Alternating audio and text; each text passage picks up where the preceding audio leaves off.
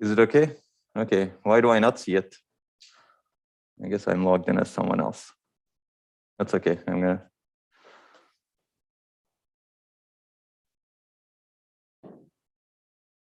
Okay, I'll hide the meeting controls. Hide Joao a bit more.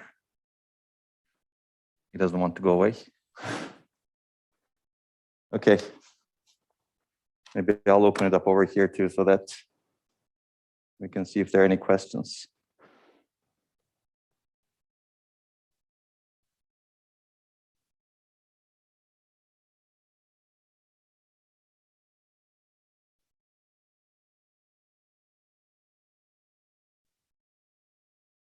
Okay, cool.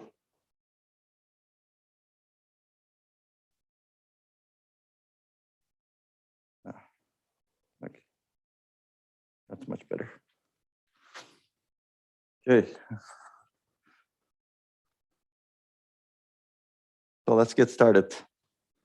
So hopefully you had a good number of lectures on near data processing and processing in memory, and then genome analysis. Were they interesting? Okay, cool. I think you got exposed to the cutting edge on both topics at this point.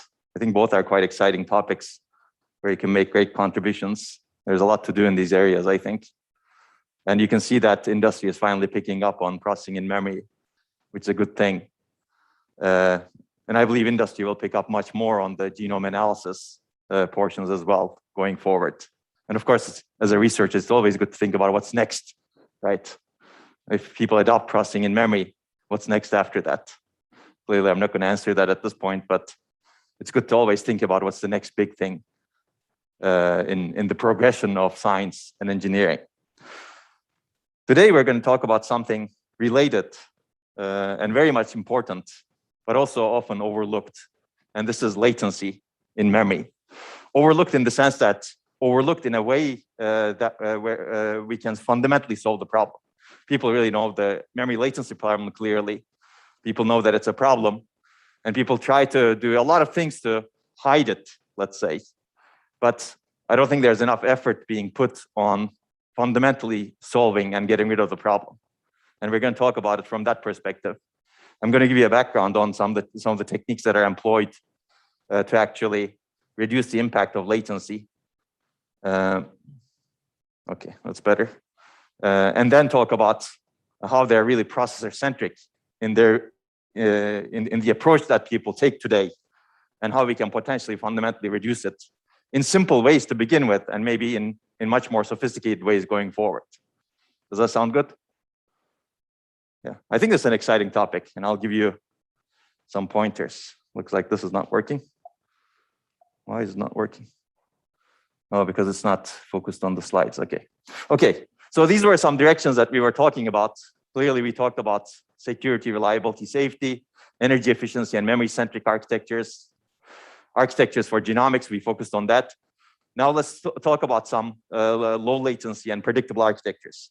In a later lecture, we'll talk about predictable and quality of service aware architectures, but today I want to focus on low latency.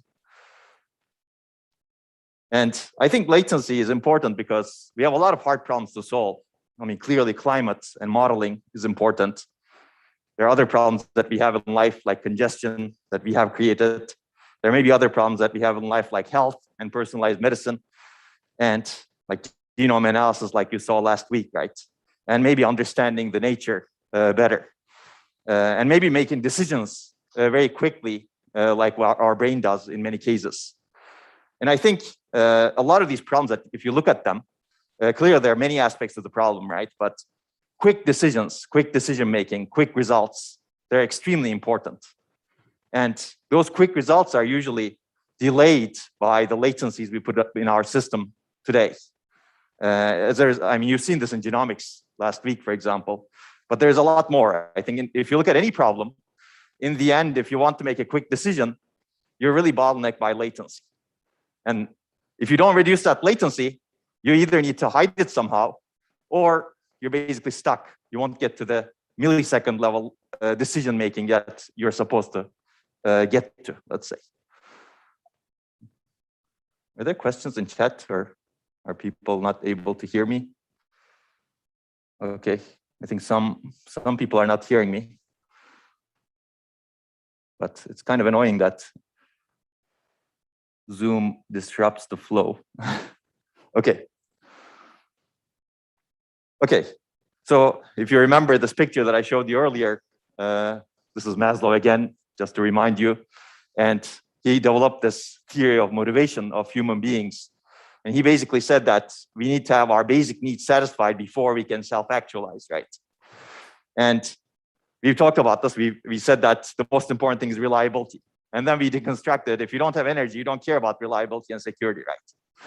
Maybe maybe you can solve some of those problems, reliability problems and security problems and energy problems, if you're quick enough in everything, right? Of course, I'm just making things up right now, but if you're speedy enough, maybe you can solve a lot of the problems. Maybe you don't need as much energy if you actually are careful in how you expend your energy in terms of speed. Okay, there's no chat. How do I make sure that this doesn't disrupt me? I don't know. Whenever there's something that happens, it comes up. So I think, I mean, this is my deconstruction. You really need speed in all aspects of processing, let's say. Can you turn off the waiting room in Zoom so that this doesn't disrupt me? I think we don't need a waiting room at this point. Okay, so basically, I think if you want to solve the most difficult problems, we need low latency computing architectures. And let's talk about how to achieve them fundamentally. I want to give you some more motivation. This is a keynote that Satya delivered. Satya is a professor at CMU. He's my past colleague. I'm going to close this because it's a bit windy. That's better. He's a professor at CMU, and he worked on distributed systems for decades and decades. And he's very famous for file systems, for example, the Andrew file system that was developed at CMU. And he delivered this keynote talk at SysTor, which is a system and storage conference in 2020. I delivered another keynote, and he delivered another keynote. And he talked about edge computing. And I liked some of the examples he gave for motivation for low latency. These are application level examples, distributed system level examples. And he basically says that increasingly, we're going to have these edge devices that are going to dominate our lives. And then those edge devices will interact with, let's say, cloudlets, where we can do processing that could potentially be more powerful next to those edge devices. And then if we need to do some more processing, we go through the internet and process things over the cloud.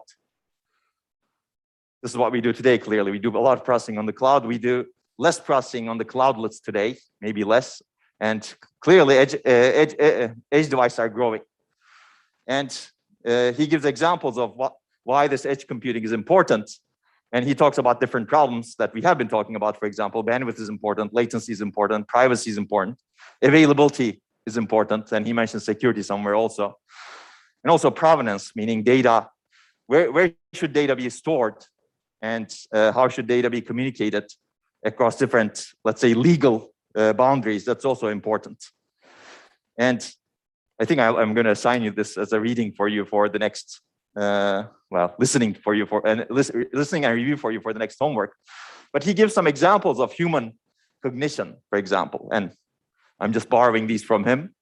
So I'm not sure about the correctness, but Satya is a trustworthy researcher. So you can see that 4 milliseconds is the time it takes for a human to detect whether the sound is from a human.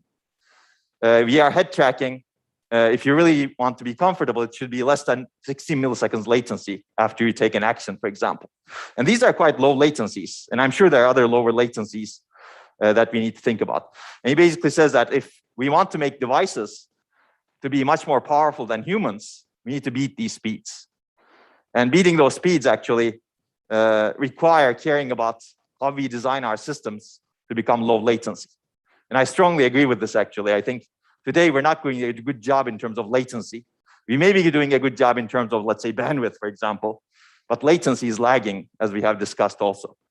So essentially, these are examples of quick decision-making, right, that I mentioned earlier, right? Face recognition, clearly it's actually longer, but there are other quick decision-making examples. And you can generalize this to maybe beating superhumans. Okay, maybe that's not your goal, but making a quick decision based on the data that you have, so that, for example, a patient can be administered the right drug. That's clearly important, right?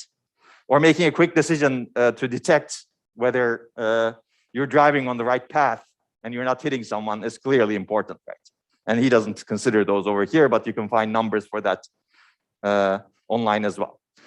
And I think we talked about genome analysis. This is another quick decision-making device potentially, or you could use this as a quick decision-making device, but we're not using it today because we haven't built the infrastructure to enable that quick decision-making, right?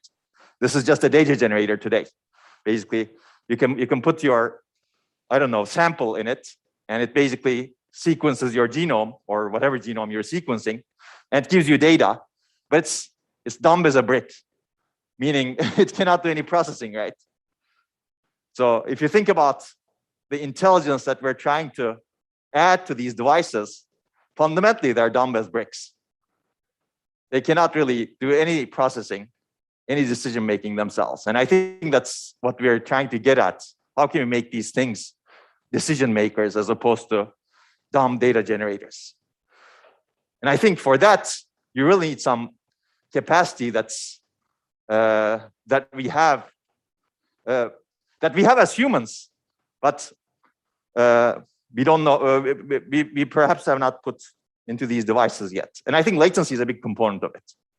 And the way we talk about latency, the way we design our systems in terms of latency today is we're exacerbating the latency. So in a sense, we're in the wrong trajectory if you want to make these devices quick decision makers. Okay, so this is, Mohammed gave this story about accelerating genome analysis, but the way we start genome analysis was to actually think about those embedded devices that are decision makers. We wanted an embedded device that can perform comprehensive genome analysis in real time, within a minute, for example, or less, if you're aggressive, so that you can give this device to a person and they can basically, I don't know, decide what drug to take, right? Of course, maybe a doctor does that, right? But we're still a long ways to go. And there are a lot of issues like Mohammed discussed last time, more issues than actually what's listed over here. But clearly we have a huge memory bottleneck and a large latency bottleneck. So we've been talking about data-centric architectures. I'll give you another perspective in terms of latency. If you want to be data-centric, remember the slide I mentioned that you need at least 4 properties. Maybe you can come up with other properties over here. We've actually talked about a lot of these. We talked about processing data where it resides. We talked about issues in building high capacity memories. We talked about hybrid memories a little bit. We talked about intelligent controllers handling reliability issues, security, cost, and scaling. What we have not talked as much about is this low latency and low energy aspects. And that's what we're going to talk about in this lecture. And if you come up with some other principles over here, let me know. I think this is what I came up with after thinking about it a lot in the data-centric architectures. But if you want to be data-centric, you really need to have low latency and low energy access to data so that you can process it right afterwards, right, in place. So these are actually synergistic with each other, certainly. So if you think about the processing in memory lectures that you have seen, those have kind of assumed that, okay, you have a memory and you have you either use it for computation or you put some processing elements near it for computation. But you can also reduce the latency of that memory. You can make it much more energy efficient and also use it for computation. So as a result, you become much more synergistic, meaning your overall processing power and latency is reduced significantly. Okay, any questions so far? That was all motivation. Hopefully, feel free to disagree with the motivation if people disagree. I'm okay with that also. Okay, so let's talk about low latency and low energy data access. I'm not going to talk about as much on low energy. I mean, low energy, if you reduce the latency, if you reduce the amount of time you spend on the interconnect, if you reduce the length of the interconnects, you're also reducing energy in general. And we will see that. But there could be other ways of reducing energy, as we will discuss in a later lecture, for example, the emerging memory technologies. But today's focus will be mainly low latency. But one of the other benefits of reducing latency is you're reducing energy in general. That's the beauty of reducing latency, in my opinion. If you fundamentally reduce latency, it's very, very likely that you're also reducing energy, unless you're adding a lot of components to actually reduce the latency, right? So there's a caveat, of course. If you're adding a lot of components to reduce latency, your energy may be increasing. That's true. But if you're careful and if you're not adding a lot of components, you're just reducing the time it takes to access carefully, smartly, then you can reduce energy, as we will see in some cases. But let's talk about some fundamental trade-offs before we begin the techniques that we will discuss. So you've seen this slide before, so I'm going to just animate it. Clearly, memory latency lags behind. So we have improved capacity a lot because that's been our focus in essentially all memory technologies. If you look at DRAM, flash, hard disks, SRAM, capacity has been the dominant thing. How do we improve capacity?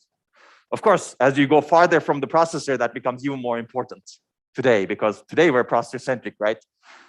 Memory is supposed to be designed for just capacity and storing data as opposed to doing computation. As a result of that mindset and dichotomy, capacity has been very important, right? And also, capacity is easy to improve, right? If you actually know how to scale your technology to smaller generations, technology nodes, technology scaling is on your side, right? Because as you make your manufacturing capabilities better, make your cells smaller and smaller, your capacity naturally improves. That's good. Clearly, it leads to other problems like reliability, security, etc. We talked about, but capacity is easy to improve. Bandwidth is also relatively easy to improve. You can add more pins, etc. It's costly, but easy to improve. But latency is usually a bit harder to improve. It comes at a higher cost. I mean, this is arguable compared to bandwidth sometimes, but usually it's harder to improve. And people also have not improved as much because of, again, perhaps the capacity-dominated mindset of designing memories, right? People think, okay, we need to, this is processor, this is memory, and memory's job is to store a lot of data, as much data as possible. The key design metric is capacity. Okay, secondarily, bandwidth, and maybe tertiarily, latency. As a result, you're seeing this figure because of that mindset, let's say, or prioritization order that people put into. And I think this is another example of this historical picture. And if you actually increase it to 2021, you will see similar curves. My student Minesh did that. It's in one of his upcoming papers. But you'll see similar curves. It's not that different. Because of this mindset, latency has always been not as important in large memories. And again, I'd like to mention that this is because of the processor-centric design point, right? If the memory is not doing processing of the data, if the processor is doing processing of the data, memory's job is to just store data, maximize the capacity, and let's say improve the bandwidth as much as possible. The processor's job is to process that data as fast as possible. So if you look at all of the latency tolerance techniques that we're going to talk about, all of them are on the processor side. There's nothing on the memory side. Why? Because memory is designed for this capacity. Okay, but I find it fascinating to think about how computing history has evolved because of these, let's say, processor-centric paradigm of computing design. Of course, there are other reasons why memory latency did not improve. As I said, sometimes it's hard to redesign the entire memory to actually get low latency, and we will see that. But maybe there are easy ways if we change our mindset. And I will show you some examples of this. So there are more examples of this. If you look at a closer look, sometimes the latencies are increasing, actually. Write latencies are increasing, as we will see in a little bit. Well, if you read the Samsung and Intel paper, they talk about write latencies increasing, actually. How many people read the Samsung and Intel paper that I keep mentioning? I see maybe 1 or 2 hands. Okay, I would still recommend reading it. Didn't we assign it as an extra credit paper? I don't remember. I should have. Okay, we should assign it as an extra credit paper if it's not assigned. Okay, so, well, we know that DRAM latency is actually critical for performance. These are some example papers actually that talk about importance of latency. Yes, please. How are we defining latency? Is it like more of a low-level definition where it's the time for one activate and pre-charge, or is it like, or is it rather defined maybe as like the average amount of time required between like a request to the memory and an output? Yeah, so that's a good question. Basically, I think you can define both ways. We will see the low-level definition, which is the time it takes to get the data out of the DRAM device. But latency is really all across the system, right? You have a load instruction that wants data, and the real latency is how long it takes to get that data from main memory, right? So that's my definition, basically. But again, of course, there are components of that latency, as we will also see And that those components of latency, we're going to talk a lot about the device level latency, meaning the DRAM chip latency today. And that's an important component of that latency. But yes, in the end-to-end latency to get the data for a load is what matters. Or if you're doing a store, how long it takes to do the store, right? Of course, loads are a lot more critical. Okay, and I mean, there are a lot of papers you can read. This is the Google paper that I mentioned earlier multiple times that talks about data center workloads and how the processor is stalling. And they found memory latency to be a big reason why the processor is stalling, right? They basically say bandwidth is not as important in these workloads that we see. In some of the workloads, not all of the workloads, of course. In many workloads, it's a complex combination of capacity, latency, and bandwidth. But there's parts of the workload where latency is extremely important. Okay, let's talk about some other studies. So people will come up with new DRAM types, actually.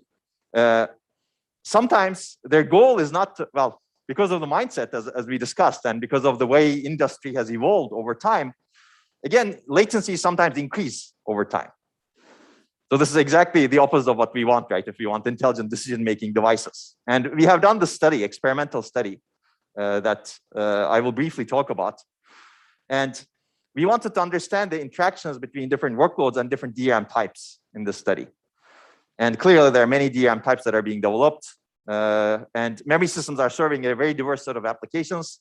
So it's hard to take a one-size-fits-all approach, meaning one DRAM type is good for everything. So people have designed DRAM types for different goals, like low power or high bandwidth, or, well, we talked about high bandwidth, if you remember in the processing in memory lectures. I'm going to give you a list of that in the next slide. But clearly, there are different DRAM types. So the question is, which DRAM type works best with which application? And this is kind of a, let's say, a state-of-the-art study in terms of, okay, these are the DRAM types that exist today. We're not even talking about the DRAM types that we may want to design going into the future. And we want to understand, like, yeah, basically the answer to this question. Of course, the difficulty is you cannot do this in a real system. Ideally, you would like to do this in a real system, right? Because let's say you have 5 different DRAM types. We will see in the next slide, there are 9, actually, maybe I'll animate this. You can see that there are 9 different DRAM types that we examined. And if you want to actually do the study on a real system, you take one CPU or GPU, whatever. And then that CPU or GPU has capability to be connected to all of these different DRAM types. And you run your application by just switching the DRAM type. That sounds very nice. Of course, that doesn't exist, right, unfortunately, because these DRAM interfaces are quite different from each other, especially, for example, high bandwidth memory, hybrid memory cube, DDR. They're very different from DDR3, DDR4, right? We'll talk about this when we talk about memory controllers more, of course. But some of them are 3D stacked. These are, and some of them are actually more abstract interfaces in the sense that they're packet-based. You send packets as opposed to individual commands to do everything. And also their analog interfaces are actually completely different from each other. Meaning if you want to actually design, if you want to have a chip that's capable of supporting both DDR3 and LPDDR3, even though they may sound very similar, their analog interfaces are completely different.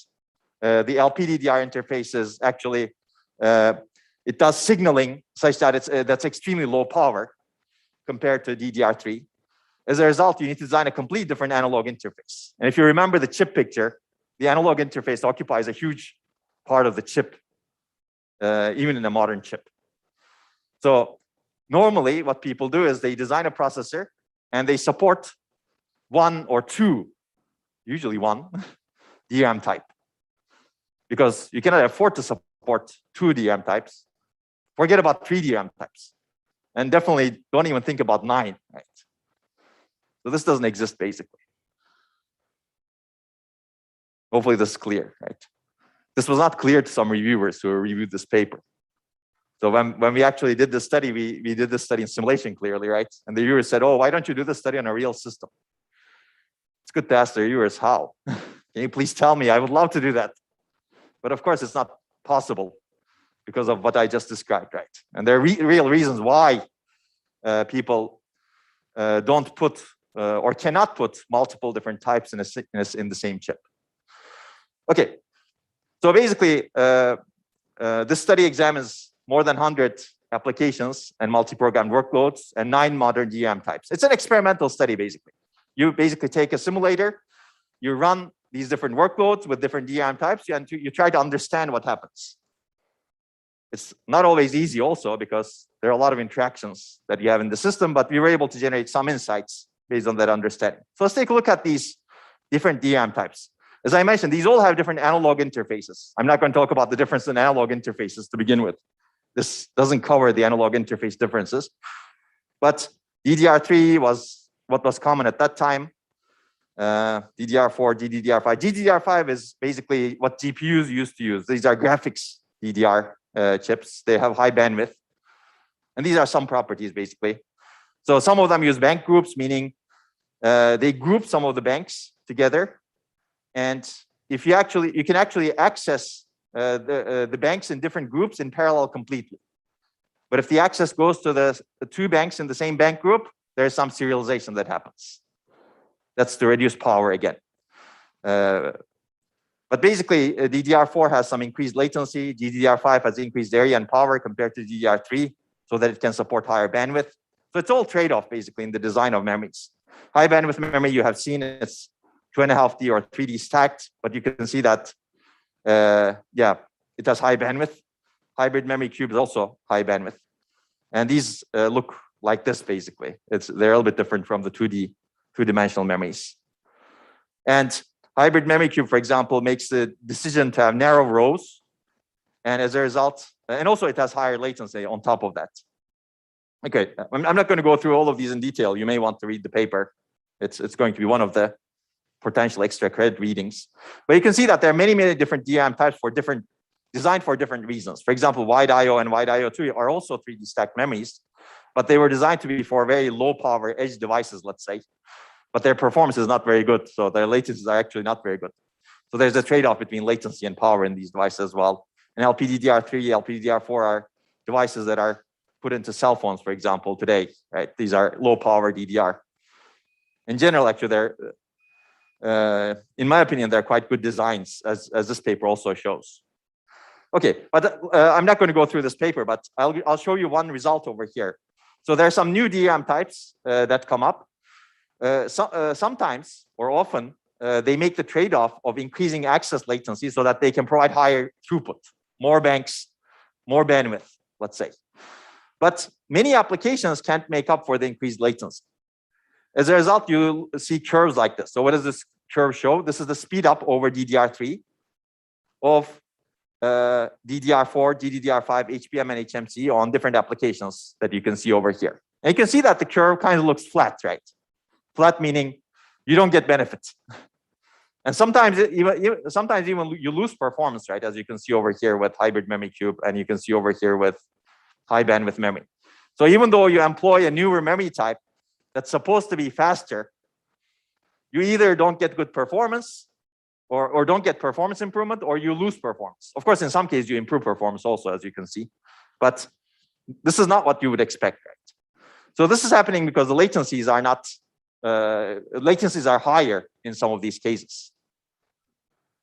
Okay, and applications are not benefiting from the parallelism. Basically, applications are not bandwidth bound, they're latency bound. Okay. Of course, this doesn't mean that there are not other applications that are not bandwidth bound. The paper covers them also, but this is one observation. Okay, so the key takeaways from this work is that DRAM latency is a critical bottleneck. It's an experimental work that shows that. And bank parallelism across the different banks is not fully utilized by a wide variety of applications, or you need to rewrite your application so that you can take advantage of the higher bandwidth. And spatial locality is extremely important still. So memories that reduce the size of the row buffer, meaning that reduce the size of the amount of spatial locality you can exploit, usually lose. Not in all cases, but in workloads that have good spatial locality, they lose, and that's still important. I think this is important to look at going into the future also. How do we design architectures, memory architectures that do not give up spatial locality, but that cater for random access, that do not benefit from spatial locality as well, that cater for accesses that do not benefit from spatial locality as well at the same time. Today's systems are usually designed for spatial locality, right? But there are a lot of applications that are random access, like we have seen in graph processing, right? And we're not designing systems very well for those random access applications that are usually latency bound. The question is, how do we design systems that exploit spatial locality, but also provide good random access behavior? Yes. So is bandwidth a means towards latency reduction? I didn't understand that quite well. Can you say it again? Yeah. It's just like if latency is amount of time in application, or like you need to wait for your data request to be serviced, and it seems like bandwidth would be, I guess, a sub problem of that, because right, if your bandwidth is low, then after you send a request, you'd be waiting for like other requests to be serviced because the bandwidth is so low. So interaction between bandwidth and latency, especially when you have multiple requests, right? But latency is how long it takes to service a single request after you start servicing that request. Okay, from the memory's perspective, right? But yes, certainly from a systems perspective, if your bandwidth is not large enough, queuing delays add up to the latency of every single request from the single systems perspective, right? Yeah, but from the memory's perspective, it's very pure. So that graph from the previous slide was showing it from the memory's perspective. Exactly, meaning which one? This one or? Yes. So this is from the systems perspective, actually. But here we don't look at bandwidth latency. This is actually the performance, end-to-end performance. This is the speed up you get compared to a baseline DDR3 system. It includes all of the effects in the system. Okay, so this is essentially showing that like the cube architecture, when even though it has like a very high bandwidth, it did not perform as well as it should have. Exactly. It did not perform as well as good old DDR3, let's say. Yeah, but that's a good question. I think bandwidth and latency are actually completely orthogonal if you look at the device's perspective. Latency is how long it takes to service a single request after you start servicing that request. Bandwidth is how many requests you can service in parallel. Meaning, usually people use that transfer per second, right? How many transfers you can do per second. That's a bandwidth measure. From the request perspective, these are completely orthogonal. But from the system's perspective, of course, overall latency, average latency of the system is affected by both in the end. Okay. I think this is also interesting, but I'm not going to talk about it. For some class of applications, low power memory is actually quite good. It provides a lot of energy savings without sacrificing significant performance. But if you want to really understand these, you really need to read the paper and my main focus is not the paper right now. It's really motivating the latency. So this paper is another motivator of why latency is important. And you can also do these studies yourself if you want. Actually, you're going to do an assignment using Remulator sometime soon. But these studies are actually easy to do with the infrastructure that we developed. Okay, so that's another motivation. So I've been giving motivation for some time, but also talking about some technical details. Now let's pull back a little bit and talk about the problem at a higher level again. So clearly memory latency is a significant limiter of system performance and efficiency. And it's also becoming increasingly so with higher memory contention. So as you add more compute units, latencies increase. Why? Because many cores and many agents, homogeneous or heterogeneous, they are accessing memory concurrently. And they exacerbate the bandwidth need, they exacerbate the quality of service problem, because if the latencies are long, the bandwidth need also increases to tolerate those latencies, right?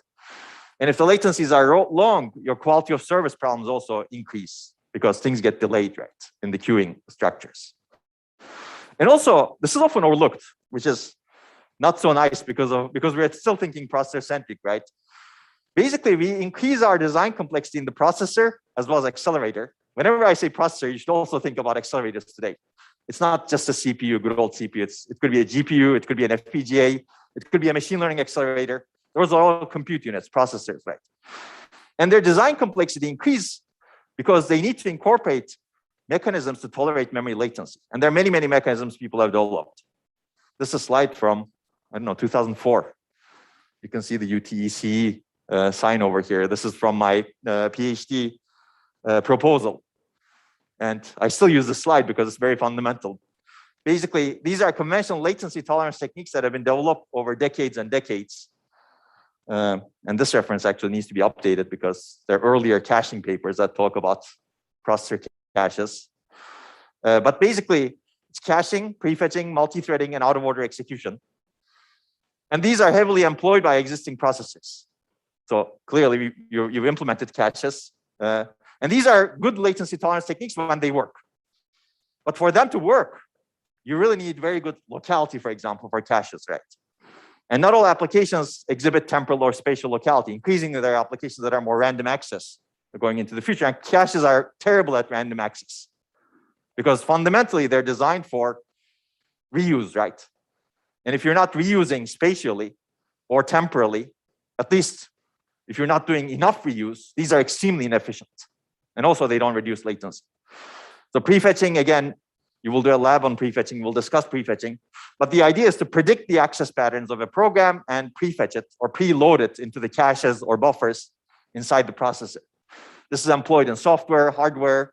This is employed in all accelerators, like machine learning accelerators do a lot of prefetching, software prefetching, sometimes hardware prefetching also.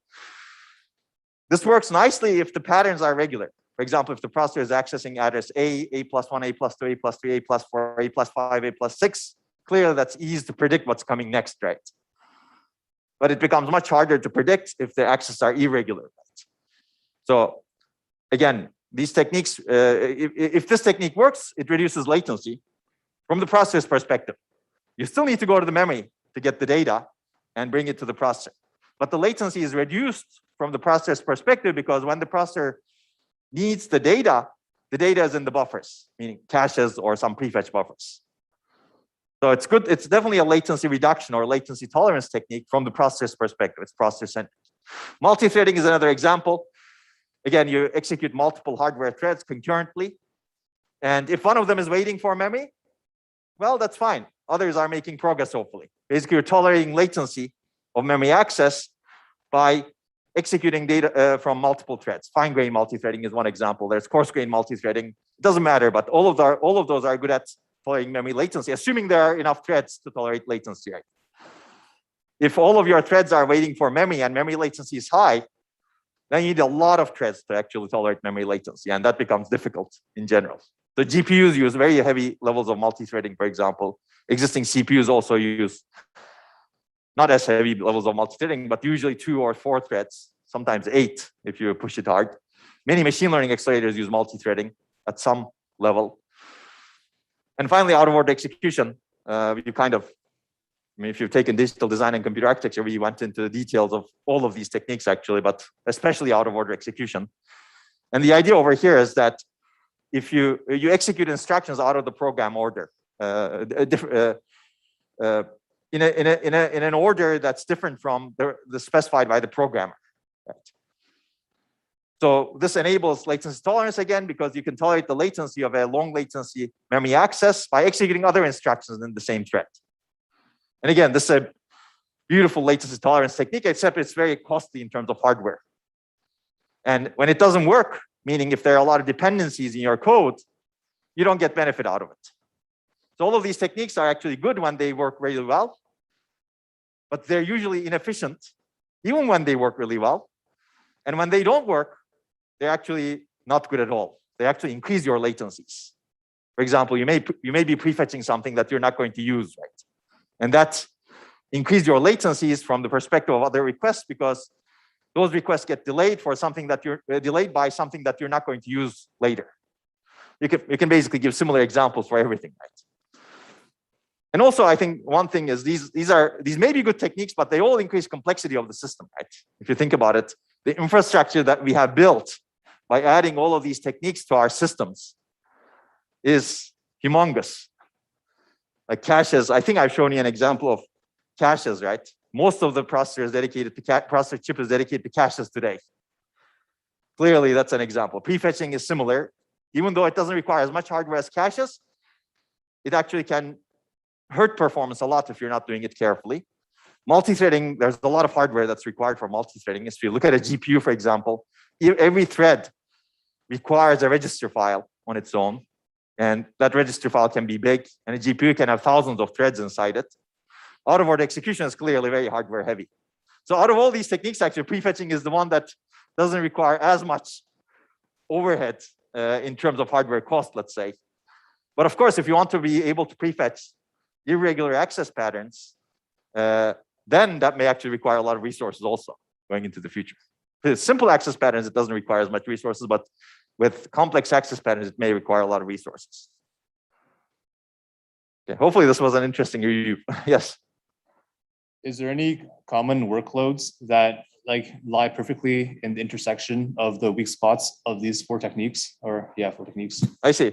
Well, I think if you think about a random access workload that has a lot of dependencies, meaning a linked data structure access, for example, and there is no relationship between the addresses that you're going, address of a linked data structure traversal. I think a graph could be one example, right? A graph is a linked data structure, clearly. And if you're doing a traversal, and if you're touching addresses that have nothing to do with each other, let's say, and also the computation of one address is dependent on the computation of a previous address, then none of these techniques work, right? And also you don't have locality that could be captured by caches. So your data sets are large. So large scale graph analytics is one example where these techniques are actually terrible, let's say.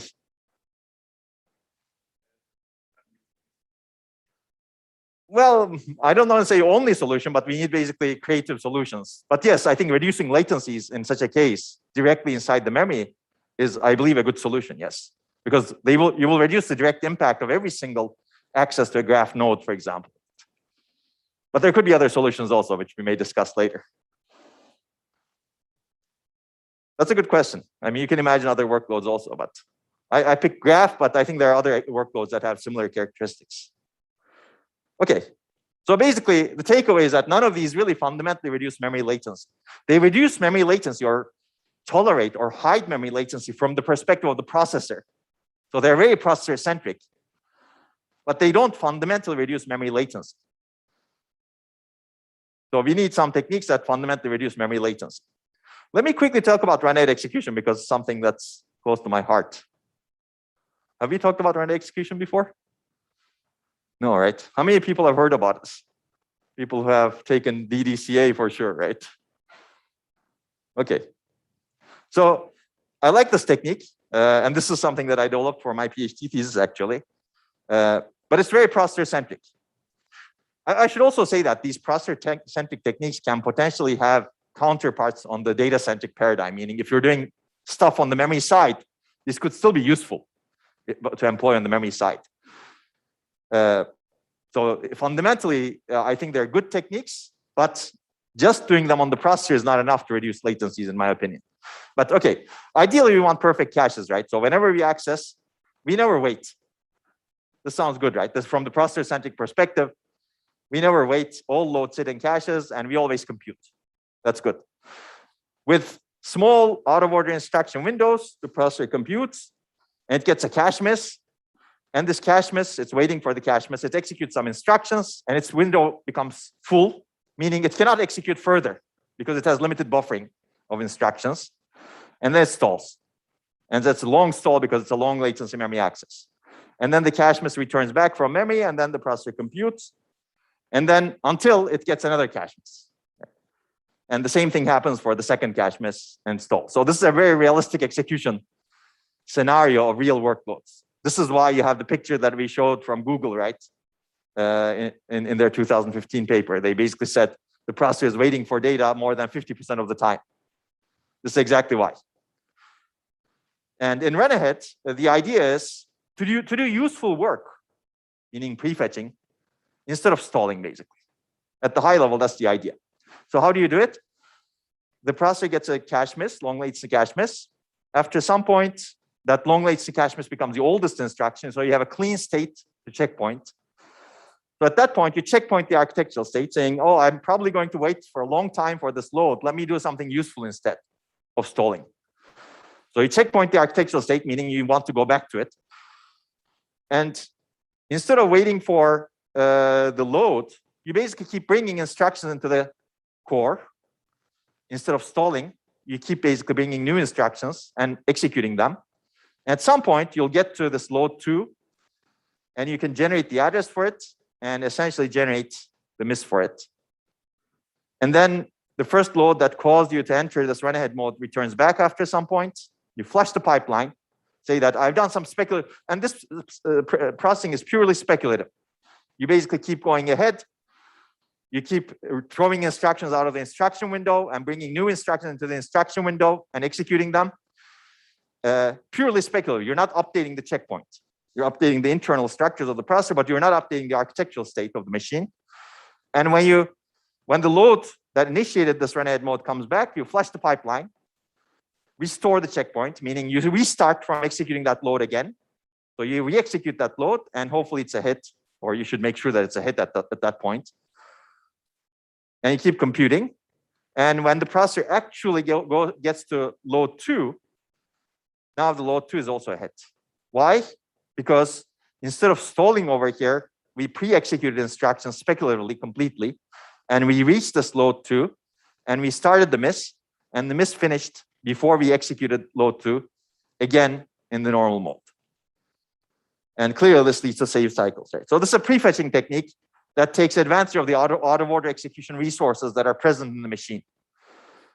And it can be employed in in-order processors also. Basically, it takes advantage of the execution resources, and the sole purpose is prefetching. So you're going to do a prefetching lab, so it's good to prefetch some of these concepts over here also. Even though you're not going to implement run-ahead execution, you're going to implement simple prefetchers. Does that make sense? Okay. Okay, I like this a lot, clearly, but I will also say that it's processor-centric. And clearly, these techniques actually buy a lot of performance. I mean, caching, of course, we don't talk about, right? Caching, when it works, it buys a lot of performance. But this is an example that compares run-ahead with caching a little bit. And this is not my data. This is data from Sun Rock Systems. They called it the Scout. But it's a very similar. It's a variant of run-ahead execution, basically. And they basically show that on commercial workloads that they designed the processor for, if your cache is L2 cache, I think at that time, is 512 kilobytes, run-ahead buys you 40% better performance, which is a lot, which is similar to what we observed actually for our in-order systems. Their processor was in-order execution, although they made it more complicated with run-ahead later on. So it was somewhere between in-order and out of order after they had to cancel it because of totally different reasons, commercial reasons, not because of technical reasons, actually. This was actually a very nice design from a technical perspective. But unfortunately, Sun was not doing well. It was bought by Oracle, and Oracle kind of killed the Sun line over time. So they don't have a processor design team as far as I know. Is that true, Rahul? Yeah, I guess he confirmed it. Okay, so another interesting thing over here is if you're doing run-ahead execution on a 1 megabyte cache, processor with a 1 megabyte cache, that has the same performance as a processor with 8 megabyte cache and no run-ahead execution. So I think this is also interesting. And this also points to the inefficiency of caching. This is another example of the workloads, actually. You mentioned that some workloads do not benefit from some of these techniques. In this case, the workload benefits from run-ahead execution much more than it benefits from caching, for example. So you can buy basically 7 megabytes to get the same level of performance. And I think it's interesting to see these trade-offs. Like whenever you're designing a system, what kind of techniques do you employ? Even a processor-centric system of today, what kind of combination of techniques to employ so that you can get a performance level you want at a hardware cost that's, let's say, much lower than what you would otherwise get with a single technique, right? So 7 megabytes is a lot, actually, especially at that time. So if you want to be at this level of performance, you can either do run-ahead execution with a I don't know, that's 4 megabyte cache, I guess, or you can do no run-ahead execution and have a 16 megabyte cache. Basically, the question is, do you save 12 megabytes, or do you save the hardware cost for run-ahead execution, which is much lower than 12 megabytes, let's say, in terms of real estate? Okay, so I'm talking about these because I think these are interesting trade-offs that system designers need to make, regardless of what kind of system that you're designing. And this is all about latency in the end, right? We're all talking about techniques to tolerate latencies and reduce latencies. Okay, And if you want to know more about it, we have papers on random execution, and we may cover random execution in more detail later this semester. But if you're interested, you can read, you can definitely watch lectures. And this is interesting because similar results have been reported by multiple different companies. And we published the paper, and a couple of years later, Sunrock reported the results that I showed you, which is similar to what we have observed. And later, IBM reported similar results that I'm not showing over here. But this is an example from NVIDIA Denver, which is actually a very interesting processor. This is NVIDIA's ARM processor. Not the first ARM processor, but one of the more powerful ARM processors. And they basically talk about run-rate execution, and they basically see significant performance benefits with run-rate execution on their ARM processors. It's a very interesting design. I would recommend reading that paper that I mentioned in this talk. Okay, so this is one example technique. I could actually do the same, something similar for every one of these, but we don't have time. But none of these techniques actually fundamentally reduce memory latency because they're processor-centric. Now let's talk about how to actually change that a little bit, unless there are questions. Okay, so what are the two major sources of latency and efficiency? Why are latency so high on the memory side? First of all, I think modern DRAM is not designed for low latency, as we have discussed. Main focus is cost per bit capacity. And the second is maybe a little bit easier to fix, which is modern DRAM latency is determined by the worst case conditions and worst case devices. Much of memory latency is unnecessary, actually. You're waiting unnecessarily. Whereas you should not be waiting, perhaps, if you actually cut the margins a little bit. Of course, this can lead to reliability issues, so you need to be careful, right? There's always a margin that's added to any latency that you see in a system. For example, the processor clock cycle, right? We discussed the clock cycle in digital design and computer architecture if you've taken the course in the timing lecture, for example. You have a critical path. There's some latency for the critical path. But you need to add some margin usually, because that critical path latency that you determined is not the highest possible latency that you can observe in the field. Why? Critical path latency is dependent on the voltage. It's dependent on the temperature. It's dependent on the process variation that you see across devices. So you need to take into account what this is called PVT, process variation, voltage, and temperature. You need to take into account these three issues and say, okay, even though I see and maybe you do testing in the worst case conditions, right? You do testing in the worst case conditions, still you need to be able to take into account some process variation. So there's variation in voltage, process, and temperature. So you decide, okay, this is my latency. I believe it's the worst case, but I'm still going to add margin to it. Why? Because I'm not absolutely sure that this is the worst case, right? Because it's a very large space if you think about process variation, voltage, and temperature. You need to be able to test all corners, worst possible corners of that space. And if you cannot, which is the case today, what people do is, okay, this is the best I could do with my worst case testing. Let me add some more margin. And that increases your clock cycle. Well, yeah, that's increased your clock cycle period, right? Meaning reduces your clock frequency. It's the same thing over here in memory. Memory, okay, this is my latency to do a read from memory, let's say, or activate. I tested it in the worst case conditions. That's what it looks like. I'm going to add some more margin to it because I'm not sure if this is really the worst case. And I think this kind of makes sense from a safety perspective. But what this does not consider is really, what if you're not operating under those worst case conditions? What if your temperature is extremely low, your voltage is plenty, and your chip is a common chip, meaning it's not one of the worst devices that was manufactured. It was not unlucky, let's say. In those cases, all of those worst case testing that added some margin to begin with, and the additional margin that you added become completely unnecessary. Right? You could operate this device actually at a much lower latency, or if you think about the processor, at a much higher frequency. Right? So that's the idea over here. In fact, how many people here are avid gamers? Gaming people. You love gaming and you want to make it extremely fast. I see some heads nodding over here. So have you played with the frequencies of your processor? There you go. And if you play with them in a reasonable way, most of the time you don't have any problems, right?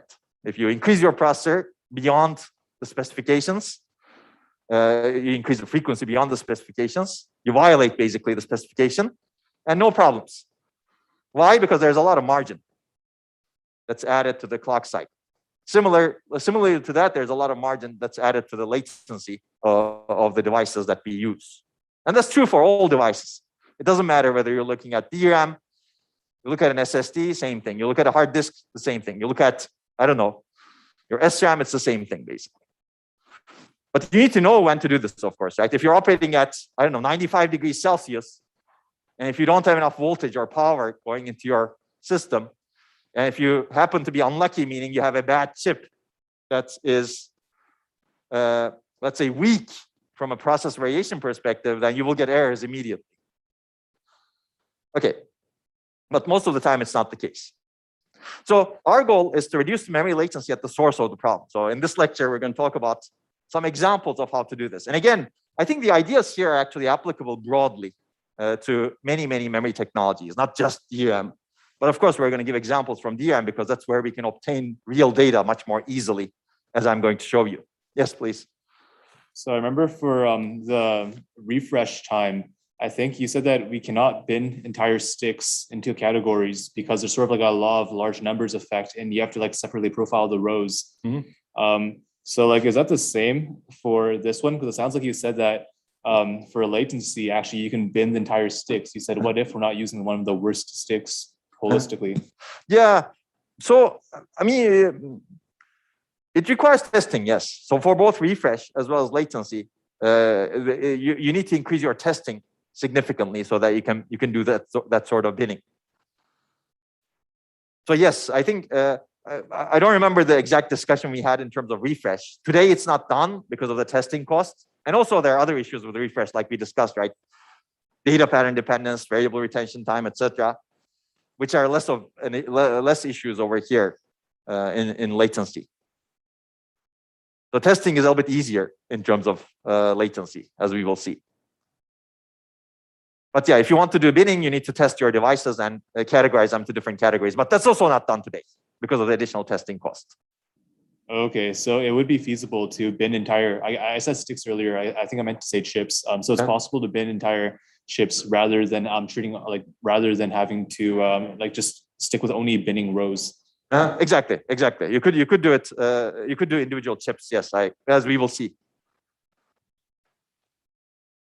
Yeah, I see. Now I remember the discussion. The question is at the granularity, right? Can you do this at the granularity of a chip, or do you have to do it at the granularity of a row? Yeah, in retention times, you almost always have something that is, let's say, very weak. But with latencies, we see that's not the case. So there are some chips that are actually quite strong. So you can do chip level binning here, yes. Okay. So let's talk about truly reducing memory latency. Of course, this requires us to think about what causes the long memory latency. So we're going to dig deeper at this point.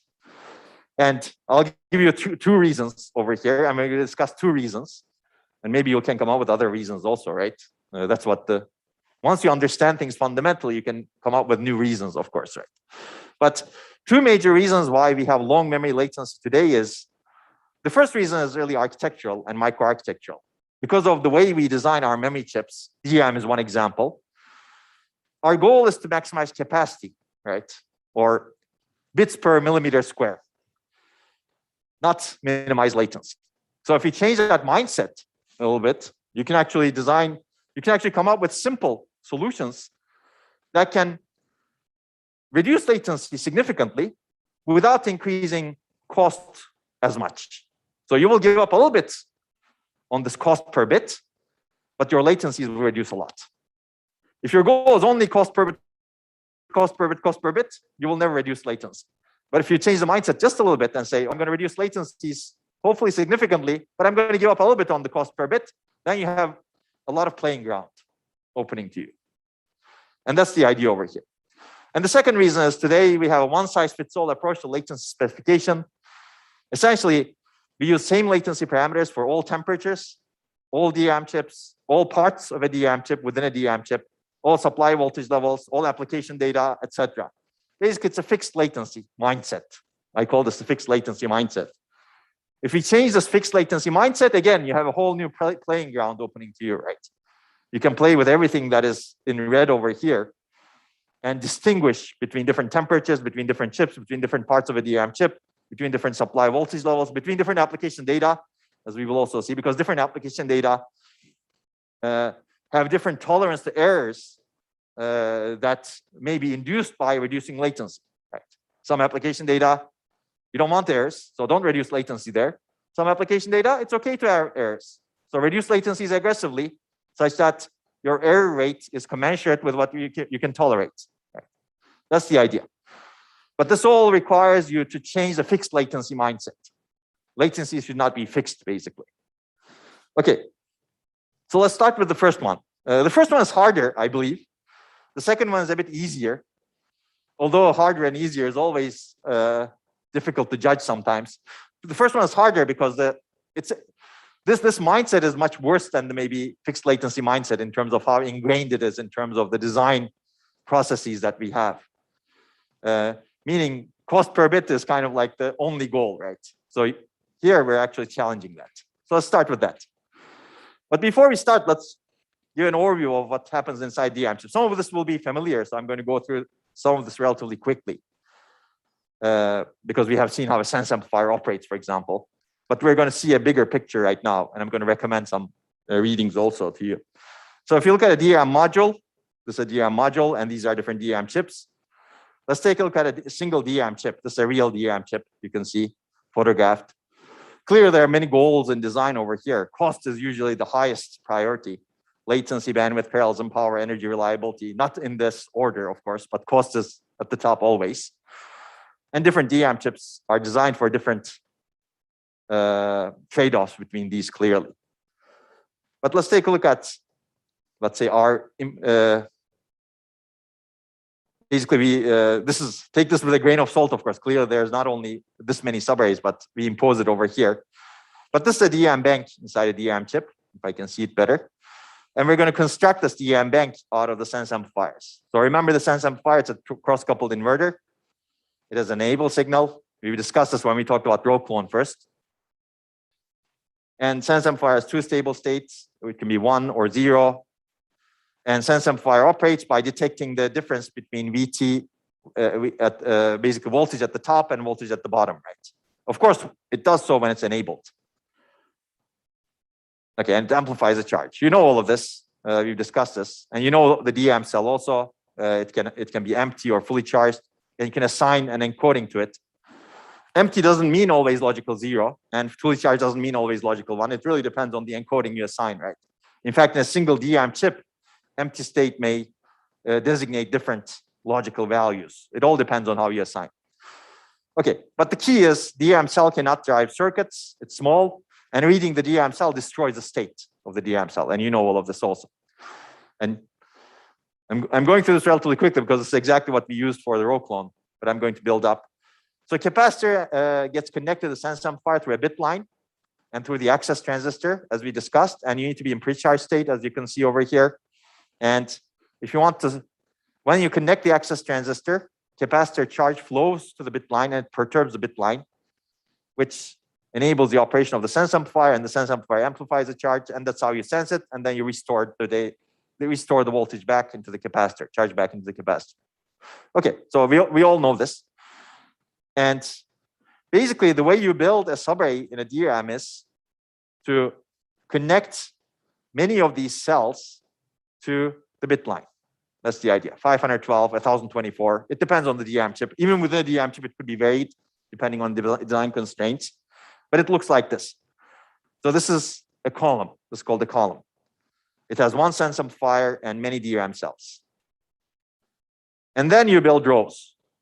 Right. Now this is the two-dimensional structure, right? This is a chip with, I don't know, 1, 2, 3, 6 rows and 4 columns, right? And the sense amplifiers are in the middle.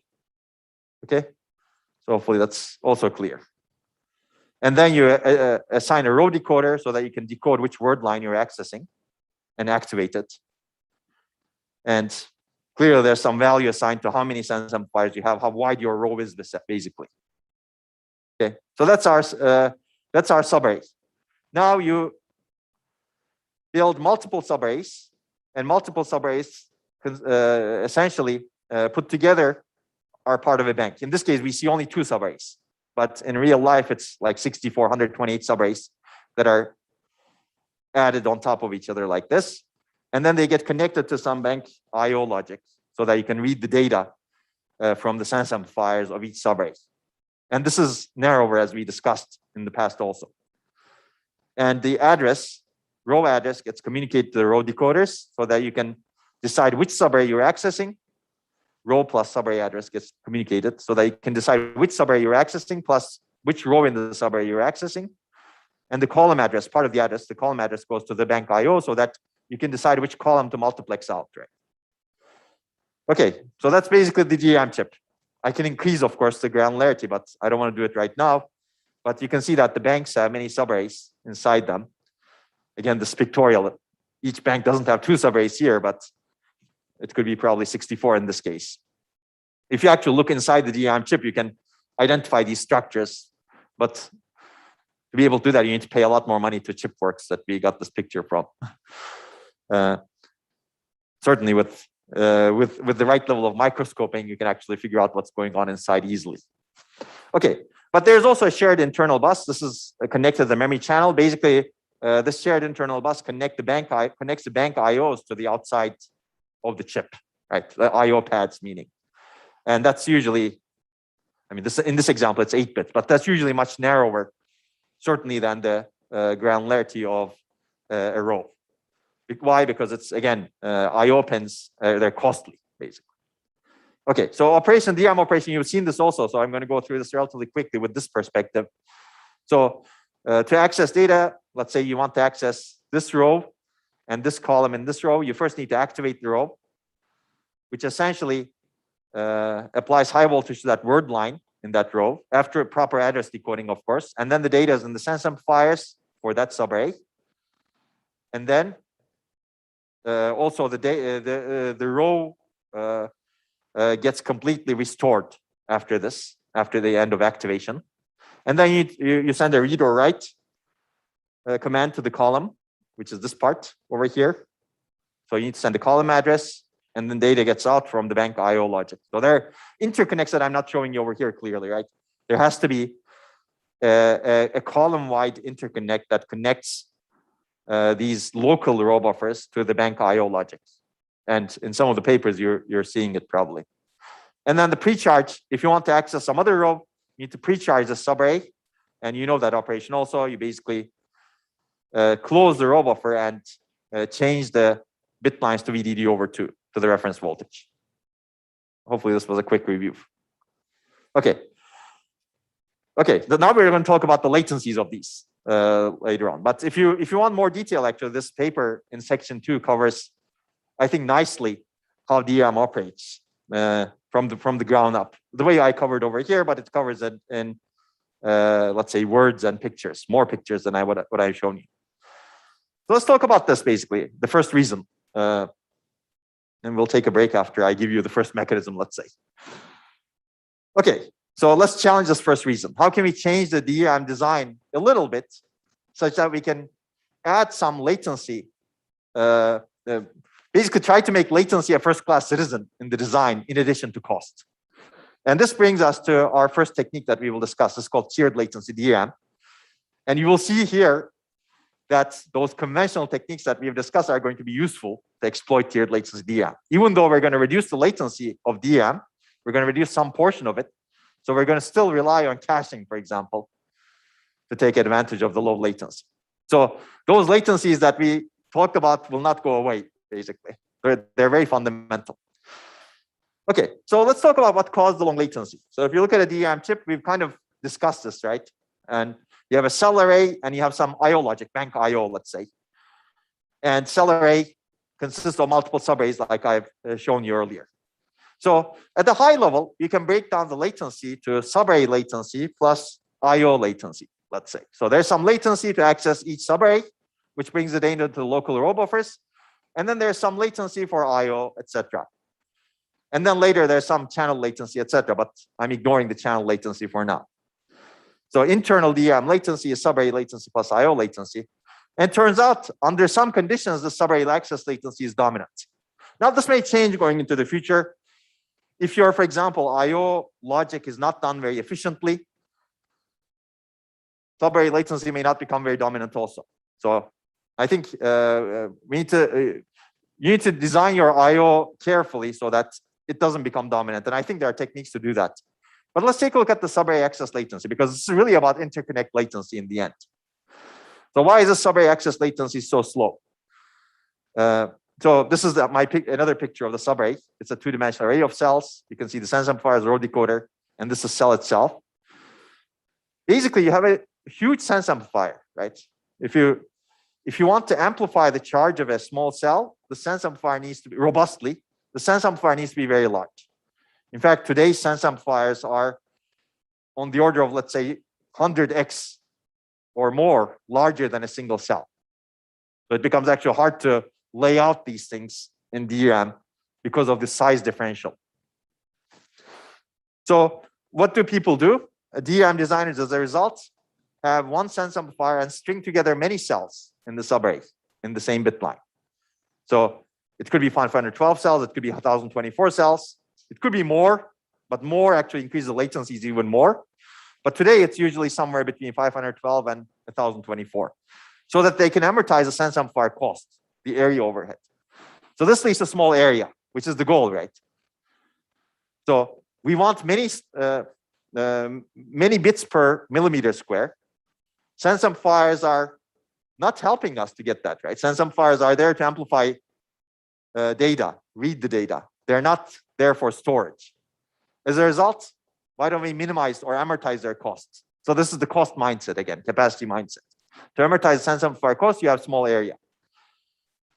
But if you have a long bit line, because you've actually strung together many cells on the bit line, now you get large bit line capacitance, right? The capacitance on that bit line is very long. Bit line is large. As a result, you get high latency and power. As you increase the length of your bit line, your latency and power to access that bit line also increases. I'll show you a figure later on how that changes. So clearly, there's a very clear trade-off between area and area on one side and latency and power on the other side. That's determined by the length of your bit line. Yes. Since sense amplifiers are supposed to be simply two cross-coupled inverters, could you give an intuition why they're so big if the access transistor is very small?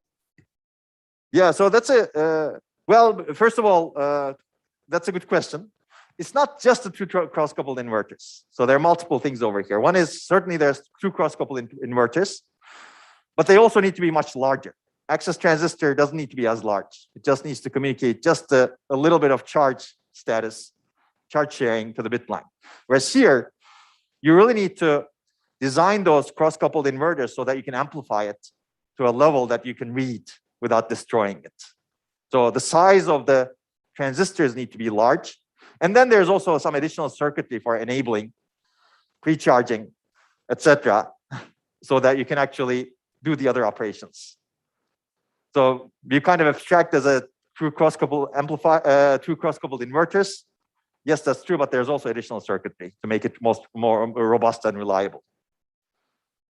That's a very good question, though. If it was just two cross-coupled inverters that are small, then yes, it wouldn't be as large. Okay, so the takeaway is there's a clear trade-off between area and latency, and area is directly determining your die size, basically, or how many bits you can fix. You can fit in a fixed die size. So if you have long bit lines, it looks like this. You can make this faster by chopping up the bit line. Here we have 6 cells per bit line. By having 2 cells per bit line and 3 sense amplifiers, you can make the circuit faster, clearly. But of course, the area increases. If you want smaller, you should go this way. And that's the clear trade-off. And that's a very fundamental trade-off. It's very hard to break this trade-off, I think, because it's fundamentally the interconnects that you're dealing with. And this is the experimental results that show the trade-off through interconnect simulations, basically, or SPICE simulations and area modeling. So basically, this is latency on the x-axis, and this is DRAM area on the y-axis, normalized to this point over here. Okay, why is it not coming? Okay, clearly, as you go this way, you become cheaper. As you go from right to left, you become faster. Ideally, you should be here. But if you look at commodity DRAM, based on our experiments, it's at 512 cells per bit line. If you make that lower and lower, your latency clearly reduces, right? But area cost starts increasing exponentially in this particular model. And I would argue that this model actually maybe should look more like this over here as opposed to this, but okay, it depends on the parameters that you have and the fidelity that you have in the model. But the general shape of the curve is like this. Okay, so there's actually some fancy DRAM out there. If you're rich, you can buy this fancy DRAM if you want. They have short bit lines. Essentially what I showed you on the right side of the previous picture. Let me go back, this one. This is something you can buy, except it's very expensive. And people actually do this. So if you're doing very high-speed internet routing, for example, if you're at a core router in the internet, and if you need to switch very, very quickly, you need fast memories also. And these DRAM, they're called reduced latency DRAM or fast cycling DRAM. Usually they cater for those markets where you need extremely low latencies to do switching. And also people are willing to pay the money to buy these fancy DRAMs, right? Clearly, there are other reasons for getting latencies, but clearly the market has not been paying that money, let's say, or people don't realize that they need to pay that money, let's say. But for those cases, these chips actually are there. You can also buy them if you negotiate with people who actually make these chips. Yes. Are these chips a lot more than 1.5 times the price of the normal one? Yeah, exactly. A lot more than 1.5. So this is 1.5 is area, but so cost is a different function, right? Cost is not just a function of area, but it's also a function of manufacturing capacity, right? So this part, commodity, there's a reason why it's called commodity. It's manufactured with mass manufacturing. So cost is reduced because you're manufacturing billions of them. Whereas here, the manufacturing capacity is lower. As a result, cost increases because of that also. So it's a lot higher than 1.5x, assuming that this 1.5x is the area difference, right? It's actually more than 1.5x, but ignore that for now. I think the model needs to be fixed a little bit. Yes, please. So you've said these special DRAM chips are used for routing. So I've heard somewhere that there's this special, I think it's called ternary addressable memory for routing. Is this the same thing or is this totally unrelated? So it's not the same thing. So ternary addressable memory, or they're also called TCAMs, ternary content addressable memory. They're usually used in conjunction with this fast DRAM. So this TCAMs are there for prefix matching, so that you can determine the addresses that you're routing to very quickly. So the goal is really to find the longest matching prefix in a fast way. So you input the prefix that you're looking for, let's say the address, right? The address that you're going to route to. And you try to find the route. And basically this content addressable memory does searching concurrently in all of the other prefixes in the routing table and gives you the longest matching prefix so that you can forward the packet to that address, let's say. So basically, it's a completely different design of a memory architecture, let's say. It's a content addressable memory as opposed to RAM. And the goal is to really make it fast to do the search. Does that make sense? Yeah, absolutely. I wasn't really sure what it was. So sure. Yeah, but those are, I think you have a very good point in the sense that people who pay for those TCAMs also pay for these fast DRAMs because they need to do that very fast switching. And TCAM is just part of it, right? There's also, packet doesn't go through just TCAMs, right? You need to get the packet, store it in DRAM, and then process it. And then the routing table actually provides you the destination address. So TCAM fixes the routing table and getting the destination address quickly problem.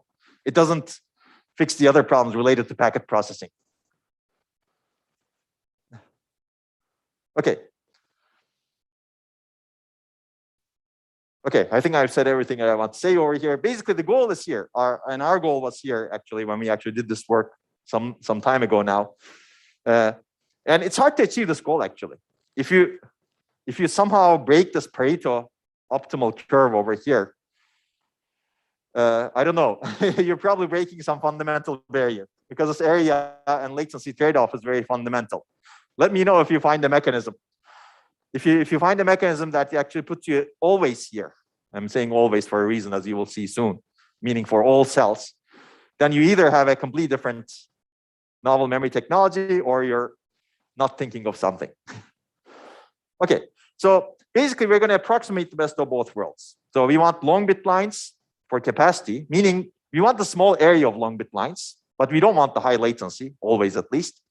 And we want the low latency of short bit lines, but we don't want the large area of short bit lines. So how do we get the best of both worlds, at least in an approximate way? And that's the idea of tiered latency DRAM.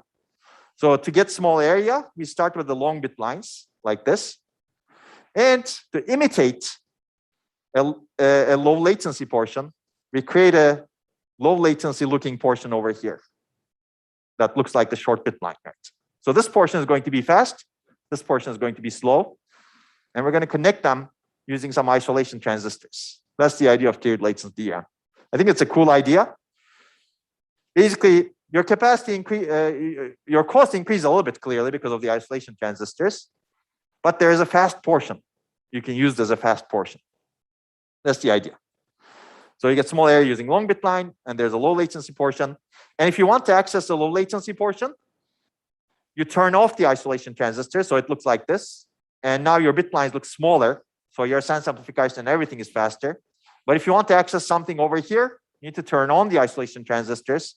Now your bit lines are actually longer, right? That's the idea. But, and this is called the near segment. This is called the far segment. So for near segment, the latency reduction is actually significant. I will show you a little bit more over here, but it's 56%. I think for 32 rows in the near segment in a 512 length bit line. But far segment latency actually increases. That's a bit unfortunate because of the isolation transistors, right? Because they add extra resistance and capacitance to the bit line. And energy and power in terms of DRAM is also significantly reduced in the near, if you're accessing the near segment, but far segment actually increases also. Maybe there could be improvements over here for the far segment, but we did not consider that in the paper. And there's a DRAM area over it. So these isolation transistors, going back to your point earlier, they need to be big, basically. They cannot be like the access transistors. They have to be big so that you can control them well. As a result, they actually occupy a lot of area, unfortunately. So that's going to be the limiter of adoption, but it's not going to be as high as something else, meaning this, right? So our goal was here. Near segment actually breaks this Pareto front, but that's not the whole story. There's a far segment that pulls us back over here, even worse than the commodity DRAM, right? So now we have a heterogeneous latency DRAM at our heads. The question is, how do we manage it? And I think this is interesting because now this opens another playing field, right? Existing DRAM is not heterogeneous like this. Now we have a heterogeneous DRAM. It's a substrate that can be leveraged by hardware or software. There are many potential use cases. I'm not going to cover all of them. The paper covers all of them. But you can use the near segment as a hardware managed cache. It could be an inclusive cache, meaning far segment is your main memory. Near segment is the cache for it. It could be an exclusive cache, meaning far segment and near segment together are your main memory, and you manage it such that sometimes you bring data into the near segment and you swap out the data from the near segment to the far segment so that all of them together are your main memory, right? And, or you could actually do a software-based page mapping by the operating system. Or someone determines carefully which pages need low latency, and those pages get allocated to near segments. That's possible. Or you could simply replace DRAM with tiered latency DRAM and wish that things that would benefit from low latency happen to be mapped to the near segment. This doesn't work. You need to do something extra, some extra effort to take advantage of this low latency part, basically. So 1, 2, 3 can be made to work, but 4 usually doesn't work. Okay, so the paper has results from this inclusive. The paper has results actually from all 3 over here, maybe even 4 actually. I don't remember now. But let's take a look at this first one. Near segment is a hardware managed cache. So basically, you have far segment, near segment, sense amplifier, and far segment is your main memory, and near segment is your cache. So you can think of this as another level of caching that you put on the memory side. But this is a bit of a different cache, right? Its rows are 8 kilobytes. So cache blocks are 8 kilobytes. So you have locality that cannot be captured by your regular processor level caches. But still, it may be inefficient, right? So it may not work for all workloads again. You still have the same similar problems. So of course, there are questions over here. How do you efficiently migrate a row between the segments? So if you want to cache a row from far segment into the near segment, how do you do that? And how do you efficiently manage the cache? So the second challenge is basically very similar to what we face in processor caches. What should you put into the cache, right? The characteristics of this cache are a little bit different, clearly. But the fundamental principles of locality and reuse remain over here. So I'm not going to cover the second one. The first one, actually, we know how to do this. Remember row clone? Basically, the principles of row clone are actually present over here also. So I'm not going to even talk about the naive way since you know about row clone. But basically, source and destination. So you have the far segment and you have the near segment. And you access one row in the far segment and you decide that, oh, I should cache in the near segment so that in the next access, it should be accessed with low latency.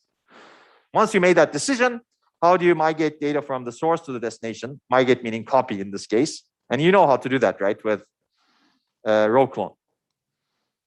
You basically activate the source row, which brings data into the sense amplifiers, and then you activate the destination row, which brings the data here. So basically, this is the idea that's synergistic with the row clone. Okay, hopefully that's clear. Everybody remembers row clone, right? Okay, so how do you efficiently manage the cache? There are many, many possible policies over here, actually. As I said, I'm not going to talk about it.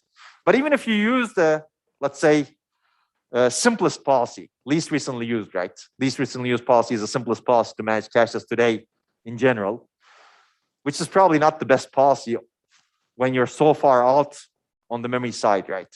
So this is a very different cache. Its blocks are 8 kilobytes. And maybe you should really come up with a new policy to manage this cache over here, as opposed to doing least recently used. Because least recently used actually could be a reasonable policy at the L1 level because of the locality characteristics of workloads, let's say, at least on average.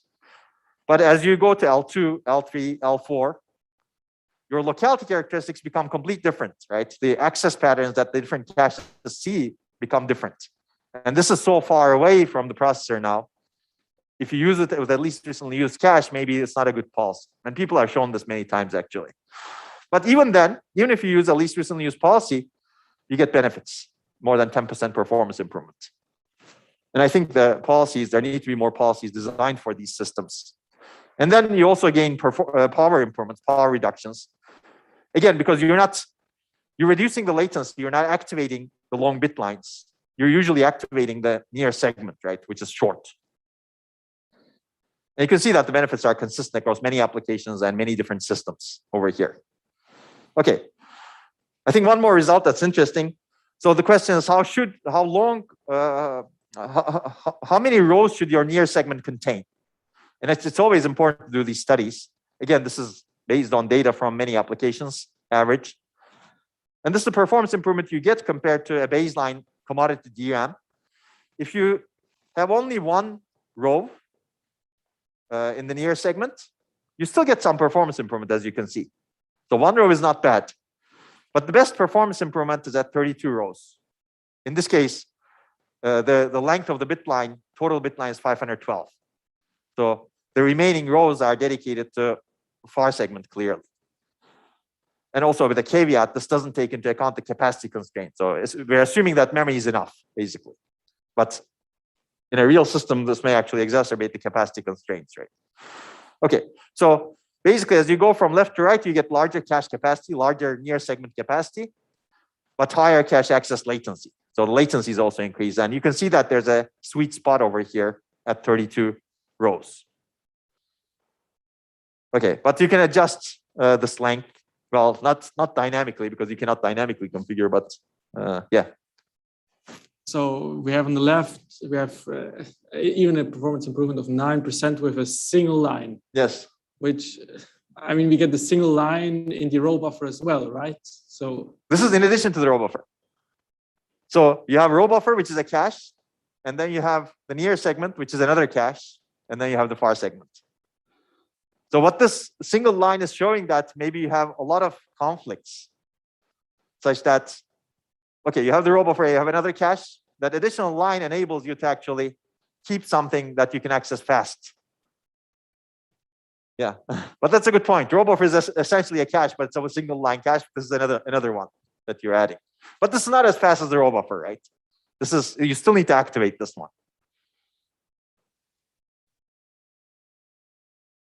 Okay. Okay, and that's the paper. And I think it's interesting to see these papers. I believe there needs to be more work done in this area actually, so that we can get these ideas adopted. One of the limiters to adoption in tiered latency DRAM is the cost of the cost of the access transistor. So its cost is still high actually, not the access transistor, sorry, the isolation transistors. Okay, maybe we should take a break over here. So I will need to leave a bit early today. So maybe we should take a short break today, like say 10 minutes, and then be back at 57.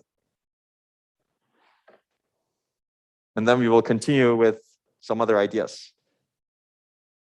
You've seen this actually, so I'm going to go through this relatively quickly. Okay. What should I do? Maybe nothing is the right option.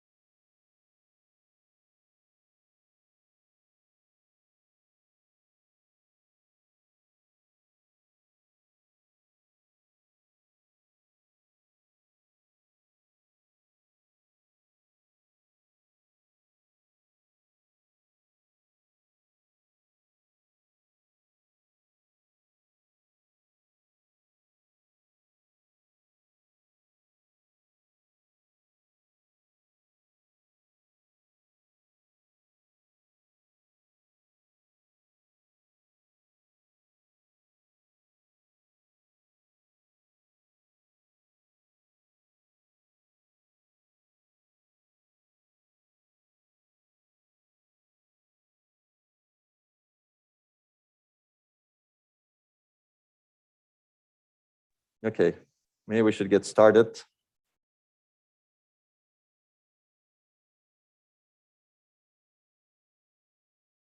Okay, since we've covered Lisa, I'm going to go through this relatively quickly. People remember Lisa, right?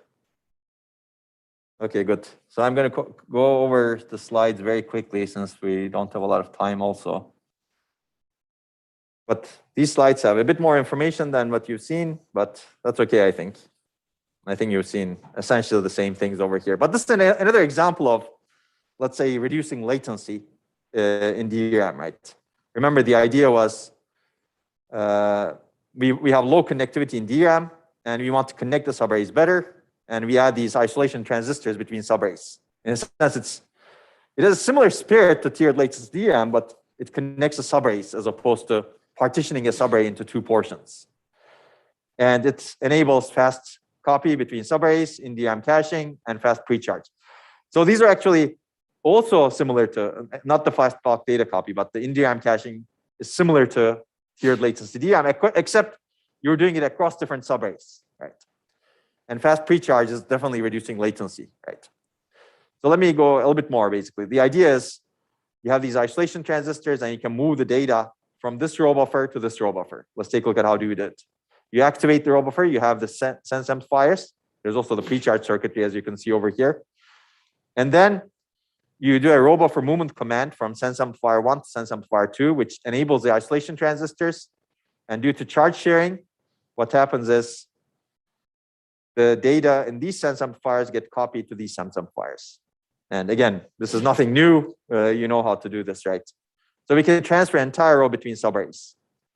And the paper analyzes it. Basically, it says you can transfer across 3 subarrays. If you want to do more, you could actually keep connecting the bit lines, of course, right?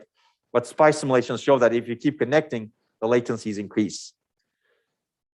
So that sounds nice, though. And you can read the paper for more detail. So even with adding guard band over here, significant guard band like it's done today, you get significant bandwidth improvement compared to an external bus, external interconnect. Did I turn this on? Okay. People can hear me right, fine, right? Okay. I felt my voice faded for some reason. And you can argue with all of these DRAM chip area models, unfortunately. We don't have great DRAM chip area overhead models. But some people show that the overhead of this is relatively low. Again, it depends on the modeling. Okay, I'm going to go through this relatively quickly. We've already discussed this. You can do row-to-row copy or subarray to subarray copy. You can do something similar to tiered latency DRAM. Like, let's talk about that. You can have a fast subarray. Instead of having heterogeneity within a subarray, you can have heterogeneous subarrays. Some subarrays can be slow, some subarrays can be fast. That's another way of doing caching inside the DRAM, right? And you can see that for the fast subarray can be used as a cache for slow subarrays. And of course, how do you do this? You need to have some connectivity between the subarrays so that you can do this caching efficiently, right? And that connectivity is really the isolation transistors between the subarrays. And we can see the numbers again from the paper. This is something I want to talk about, but this is all, we discussed this before, but I'll go into it a little bit more detail. This is something else that enables, that is enabled by Lisa. I like this Lisa idea. Actually, there should be more work that needs to be done in this area. We have low connectivity between the memory cells in DRAM or in any memory.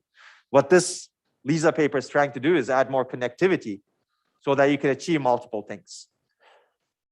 In a sense, if you think about the brain, there's a lot of connectivity, right? But we're designing, the way we're designing memories, these cells are not connected very well to each other. So this is, I think, a step in the right direction. Add more connectivity so that we can achieve more things. But this is one thing that you can achieve. So if you look at pre-charging in conventional DRAM, you have one pre-charge unit driving the entire bit line. But with Lisa, you can do link pre-charge. Because you can link the subarrays together, you can turn on 2 pre-charge units on both ends of the bit line.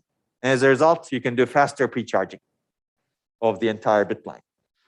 Why? Previously, these pre-charge units could not be connected to these bit lines. Now you can connect these pre-charge units to these bit lines over here. Right? So it sounds very simple, but requires that sort of connectivity. And again, it points to the importance of the connectivity. And according to SPICE simulations, again, this reduces pre-charge latency a lot. So pre-charge latency, whenever you need to activate another row, you need to pre-charge the subarray. So whenever you get a bank conflict, you need to pre-charge the subarray, right? Pre-charge the bank. And if you reduce that by 2.6x, even with 43% additional guard band that we added, you can reduce the back-to-back activate latency significantly. That's the idea over here. Okay, and there's more in the paper, but I don't have time to talk about it, but I will leave you with that. Any questions? So that's another example of reducing the latencies by changing the DRAM architecture. Well, let's talk about some other examples. Yes. I believe for the other idea of caching in memory, which is the tiered latency DRAM, there was a 10% performance increase, but for the variable latency DRAM using Lisa, there was, I think, a 2x, latency improvement. Sure. So is there a reason why this one, can you think of reasons why this one was like 90%, so much better? So these are two different things. So the 2.6x latency improvement is the amount of time you reduce the latency of access. It's not the overall performance increase. That 10% was overall performance increase averaged across many applications. Here, if you look at the overall performance increase, I think it's like 5% or so. Yeah, but again, it's not directly comparable because it's different applications that are being evaluated. Okay.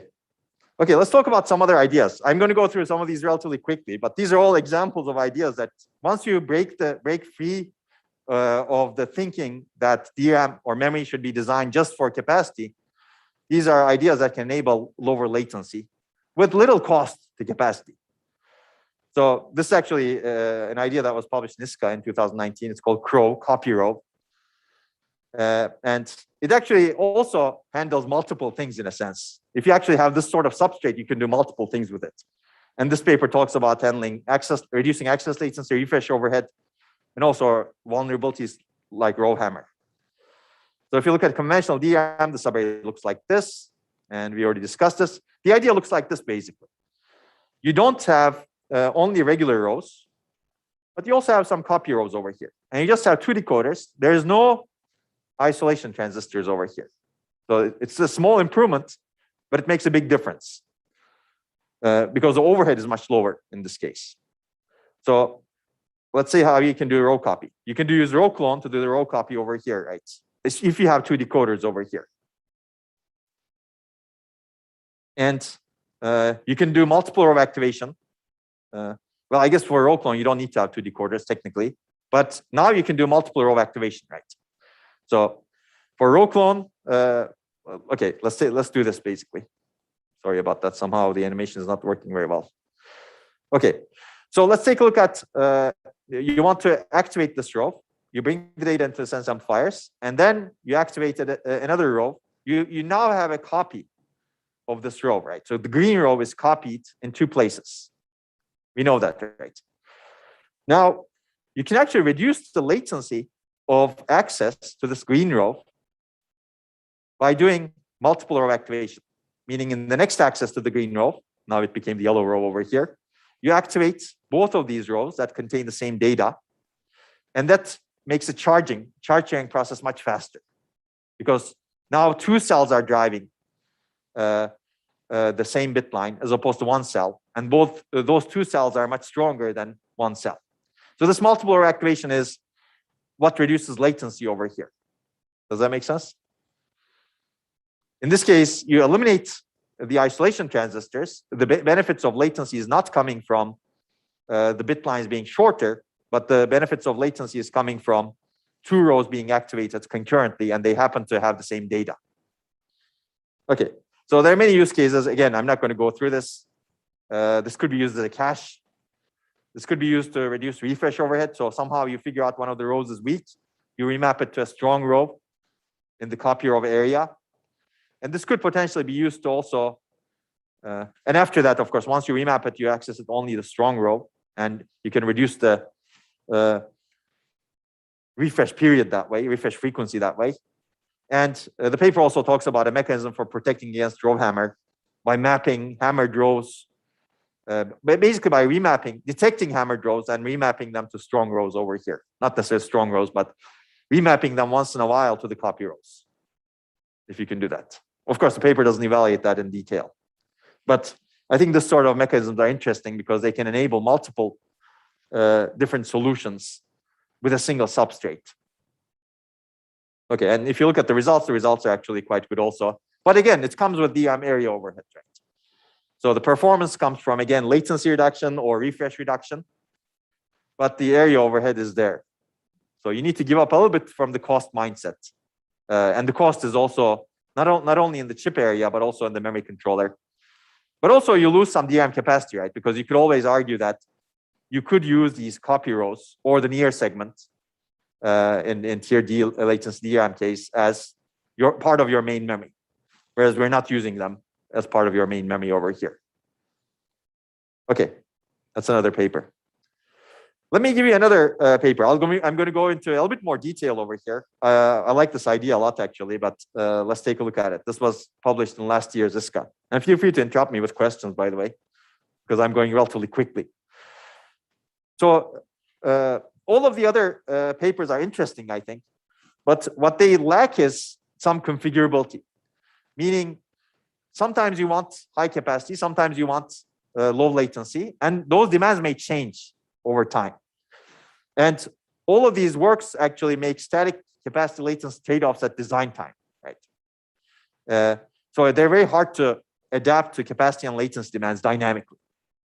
So the goal here was to have a fine granularity system where you can dynamically configure a row to either have high capacity or low latency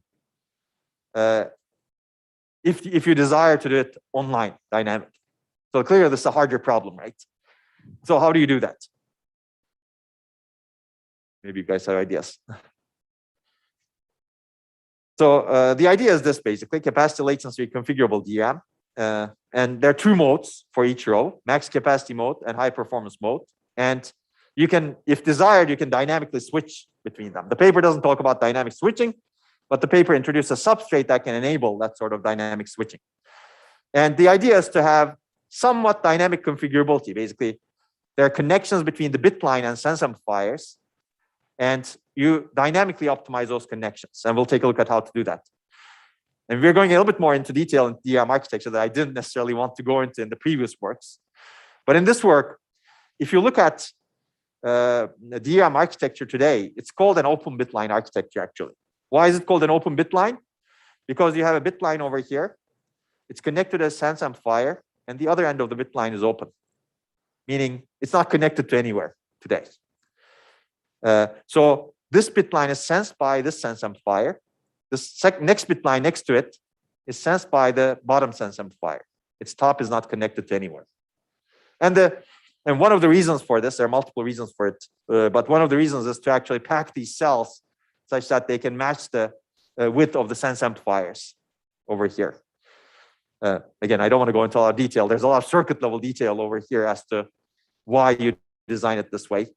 But this is how it's designed, so that you can actually lay out things nicely in DRAM, because as I mentioned, sense amplifiers are very large, right? Okay, so that's how it is. So how can we take advantage of it such that we can achieve the goal that we mentioned: switch between max capacity mode and high performance mode? And the idea is basically this. This is clear DRAM, and you basically have configurable connections between each bit line and each sense amplifier. Basically, each bit line can be dynamically configured to be connected to both the top and the bottom sense amplifiers, as you can see over here. So here's type 1 connections and type 2 connections. Don't worry about type 1 and type 2. You'll see the animations right now. But basically, if you have this sort of reconfigurable connections, and reconfigurable connections are essentially isolation transistors that we've seen before, right? If you turn the isolation transistor on, it's a wire. If you turn the isolation transistor off, it's an open circuit. So if you want to operate in max capacity mode, you basically imitate the connections just like they're today. So you basically turn on the type 1 transistors and turn off the type 2 transistors. what you get is the same storage capacity as the conventional open bit line architecture, right? Except the overhead of the isolation transistors, of course, right? But assuming that overhead is low, you get the same capacity. So that's fine. And that's the max capacity mode. What if you want low latency or high performance, as the paper calls it? Basically, in this case, you couple the cells, you store the same data in both cells, well, the complement of the data, this data and its complement. And then you basically connect both of the cells to the sense amplifiers, and you couple the sense amplifiers. Now, this reduces the latency and refresh overhead. What it does is basically the value of the cell is sensed by both of the sense amplifiers, and the value of the complement of the cell is sensed by both sense amplifiers. And this sense amplifier is faster in sensing because it receives the both the inverted value and the not inverted value at the same time. So its sensing operation is much faster. So it can do much better differential sensing. So each sense amplifier is faster, as well as both amplifiers are together are amplifying the charge from both ends.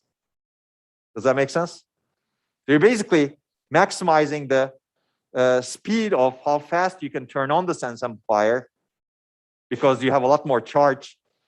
We can close the window if you wish. You want to close the window, Rahul?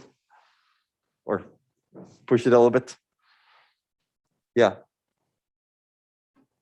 Yeah, basically each sense amplifier is operating faster because it's receiving charge on both ends. And also both of the sense amplifiers driving the bit lines concurrently from both ends. As a result, charge restoration is also fast. And the paper has a lot of SPICE simulations that I'm going to omit over here. So I think this is quite interesting because it enables much faster operation at the core of DRAM, if you will. Does that make sense? Okay, I would refer you to the paper for all of the SPICE simulation results, which are also quite interesting. So key results, these are based on SPICE simulations. So activation latency reduces significantly. Well, all of the latencies reduced significantly, as you can see over here. In max capacity mode, some of the latencies increase a little bit because of the additional transistors, but not a whole lot, as you can see. And the system level benefits, the paper evaluates this with a fraction of the cells being low latency, etc. And you can see the benefits over here. What the paper doesn't exploit is this dynamic configuration capability, which I think is interesting. And going forward, maybe systems should exploit this dynamic configuration capability. Right? Okay, and I'd recommend you take a look at the paper for more information. Any questions? I think it's fascinating. Once you open this box of what's inside memory, you can do a lot of things basically. Now, let me give you the story of what we have done first, actually. So I kind of started with some things that we have done, but this is really the first paper that we wrote about, let's say, changing the DRAM microarchitecture internally. And you can see it was published in ISCA 2012. And the idea was actually not to reduce latency directly. The latencies here, well, remain mostly the same. You could overlap things better. But the idea is to reduce the bank conflict impact in DRAM. So what's the bank conflict? Basically, two requests go to the same bank. And when one request is being, when you're accessing the bank for one request, you cannot, the other request basically keeps waiting, right? This leads to serialized requests. It also leads to wasted energy because the row buffer gets thrashed. And you get a busy waiting, basically. Because the bank cannot be accessed, right? But internally, the bank has subarrays. Now you know that very well. Can we actually use those subarrays to reduce bank conflicts without actually adding more banks? Clearly, by adding more banks, you can reduce the probability of bank conflicts, right? It's interesting, actually, to see how many banks you need to get rid of all bank conflicts, but that's a lot of banks. You don't want to go there. But can you actually do something smarter than adding more banks? And the paper makes two observations, basically. One is what you already know. A DRAM bank is divided into subarrays, and each subarray has its own local row buffer. And we're going to exploit that, even though this is a given for us today. In 2010 or so, when we were doing this, like nobody really looked at this at that point, or at least architecturally exploiting this so that you can actually parallelize bank conflicts. So this is another picture, basically. You have a logical bank, you have many rows, but physically it's divided into many subarrays, in this case, 64 subarrays. And this picture is worse than some of the other pictures that I've shown you already, right? So you have local row buffers in the subarray. So, and the second observation is that subarrays are mostly independent. Let's take a look at that. So you have a global decoder over here that decodes the row address and directs it to the subarray and activates a row, right? As we have seen earlier. And then you have some local row buffers over here. So subarrays operate mostly independently, as you can see, right? Once the address is decoded, you activate only locally, and none of the other subarrays get disturbed because they don't have an address that's addressing them, if you will. Whenever you're doing a row access, you're accessing only one subarray.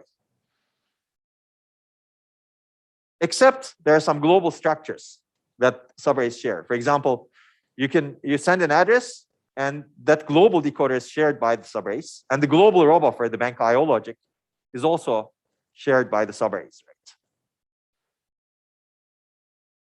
So the key idea of subarray level parallelism is to minimize the sharing or minimally reduce the sharing of global structures, not minimize the sharing, sorry, basically reduce the sharing in such a way that your impact on cost is not very high.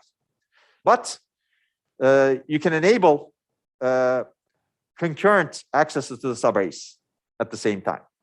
So basically, if you reduce the sharing of the global decoder, what you can do is you can activate one row in one subarray, and in the next cycle or next time step, let's say, you enable another row in another subarray. That way you can concurrently access two subarrays, right? I say almost parallel because it's not completely concurrent, right? You send one address and then you send another address later. It's kind of like a pipelined access to different subarrays. But you cannot do that if you don't reduce this sharing, right? This global decoder this is all combinational logic over here. You don't have the ability to send two addresses, right? If it's combinational logic. While you're accessing one subarray, meaning one word line is enabled, you need to wait until that access is complete so that you can access another subarray today. So we need to reduce the sharing for that. And reducing the sharing of the global row buffer utilizes multiple local row buffers. This will become more clear in a little bit with this picture, let's say. Okay, so this is the global decoder. And we're going to reduce the sharing of this global decoder. So this is the current microarchitecture. We're showing two subarrays over here. And each of them has a local row buffer. Global row buffer is a bit smaller, but ignore that for now. So the address comes in, it gets latched, and then it gets distributed to the subarrays. This latch is problematic, basically. It's a global latch. If you actually push this latch such that it can be per subarray, now you can latch one address over here and operate the subarray independently of this subarray, right? Because while these two addresses do not interfere with each other because there's per subarray latches. Make sense? So now you can enable two different rows in two different subarrays. That's the idea. So it's a simple idea, but it comes at a cost, right? As opposed to having this global latch, you have local latches. Okay, that sounds good. Now we can concurrently access two rows in two different subarrays. So if two accesses go to two different subarrays, you can overlap their latencies now, right? You're not reducing the latency of each access, but you're overlapping the latencies of two different accesses that go to the same bank, but to two different subarrays. Okay, that's good. So now we've activated two local row buffers. That's good. So clearly this increases power consumption, right? Because we have two local row buffers activated at the same time. Well, let's say in a pipeline manner. Now, if you want to keep both local buffers active, we need to do something else actually. I'll go through this relatively quickly. It's a subtle thing. But basically, so this is what we have. Now I'm adding global bit lines over here. I kind of moved, these are the subarrays. And normally these global bit lines are actually on top of the subarrays. But for illustration purposes, I moved the subarrays a little bit farther from the global bit lines. And this is a global row buffer. So hopefully it's clear. But basically, if two subarrays were active, and if both of them are connected to the global bit lines at the same time, that's not going to work. Why? Both row buffers cannot be driving the global bit lines at the same time. You cannot be reading from two row buffers at the same time, right? Because they're both active. If you connect both of the row buffers to the global bit lines to read data, it will not work. So you need to have an arbitration mechanism. And the paper introduced an arbitration mechanism, which is a switch, which is essentially the ability to selectively connect a local row buffer to the global bit lines. It's a very simple idea. And the idea is to use a designated single bit latch. So we add this latch. If you want to read data from this local row buffer, we designate this subarray to drive the global bit lines. So this switch essentially connects the columns from this local row buffer, the appropriate columns from this local row buffer, to the global bit lines, and the data goes into the global I/O, which is the bank I/O logic. Now, if you want to read from another subarray, you need to disconnect this subarray switch. You need to connect the subarray switch to the global bit lines, and then you read the data. Now, what this enables you to do is keep two local row buffers active at the same time. Now, this is actually important because previously we could not keep two local row buffers active. You could only have one local row buffer active, right? So if you're streaming through one local row buffer, that's good. But if you need to, let's say, access two different subarrays, and if you're bank conflicting in both of them, let's say you want to access column 0 over here, and then column 0 over here, and then column 1 over here, and then column 1 over here, and then column 2 over here, and then column 2 over here. Let's say you're doing an addition of those columns. This would all get bank conflicts in an existing system, right? Of course, I'm ignoring the memory controller right now. Let me do that, because memory controller can reorder requests to actually take advantage of, fix what I described, but there are access patterns where the memory controller may not be able to do that, especially if these requests come in isolation, for example. But basically, if you have that sort of access pattern, you would get bank conflicts. But now, you don't get any bank conflicts. Well, you still get a bank conflict, but you don't need to close the row buffer, right? The row buffers, well, the local row buffers can stay with the data that they've, let's say, cached. And you basically switch between the subarrays that you read. Does that make sense? So that's the idea over here. So it's actually very powerful. You use the internal local row buffers. You're not adding any row buffers to the system. Row buffers are already there in the subarrays. Today, we can only enable one row buffer and connect it to the global bit lines one at a time. And whenever you need to access some other row buffer, some other row in some other subarray, you need to pre-charge the subarray that's independent, almost independent today, right? But we're fixing that problem over here. Switching between two row buffers just enables changing the designated bits in this case. You don't need to pre-charge anything. So you're getting rid of the pre-charge over here. In a sense, you're reducing the latency significantly. Okay. Yes. And so because there's no capacitors in this switching action, it should be pretty much instantaneous in terms of memory time, right? Because there's no capacity. Oh, I see. In this switching action. Yes, yes. The switching action is very quick. You're right. It's another, you can think of it as an isolation transistor, a pass transistor in this case. Yeah, but I guess I just meant loading a local buffer into the global buffer. Yes, yes, exactly, exactly. There are no capacitors involved there. So yeah, going from the local row buffer to the global row buffer is usually faster. And that's what we also discussed when we talked about the subarray latency versus I/O latency. So you're absolutely right. Okay. Okay, I mean, there needs to be some hardware cost to enable this designated bits and also wires. So that's basically the bank organization changed a little bit. This is the baseline bank organization. Again, global bit lines, we moved them over here. Actually, you should really think of global bit lines being on top of these reds. So these reds should really align in a real design, right? But we moved them for illustration purposes to the right over here. But this is what it looks like basically in the baseline. This is the proposed bank organization. It's a little bit different. It's a little bit more costly. And you can see that whenever you have only you have one subarray connected to the global bit lines, other subarrays should be disconnected, and the memory controller needs to handle that. And you can see that there's an overhead associated with it clearly.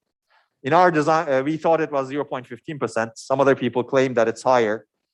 Maybe it's higher. Yes, we don't have access to perfect DRAM technology, but it's not very high.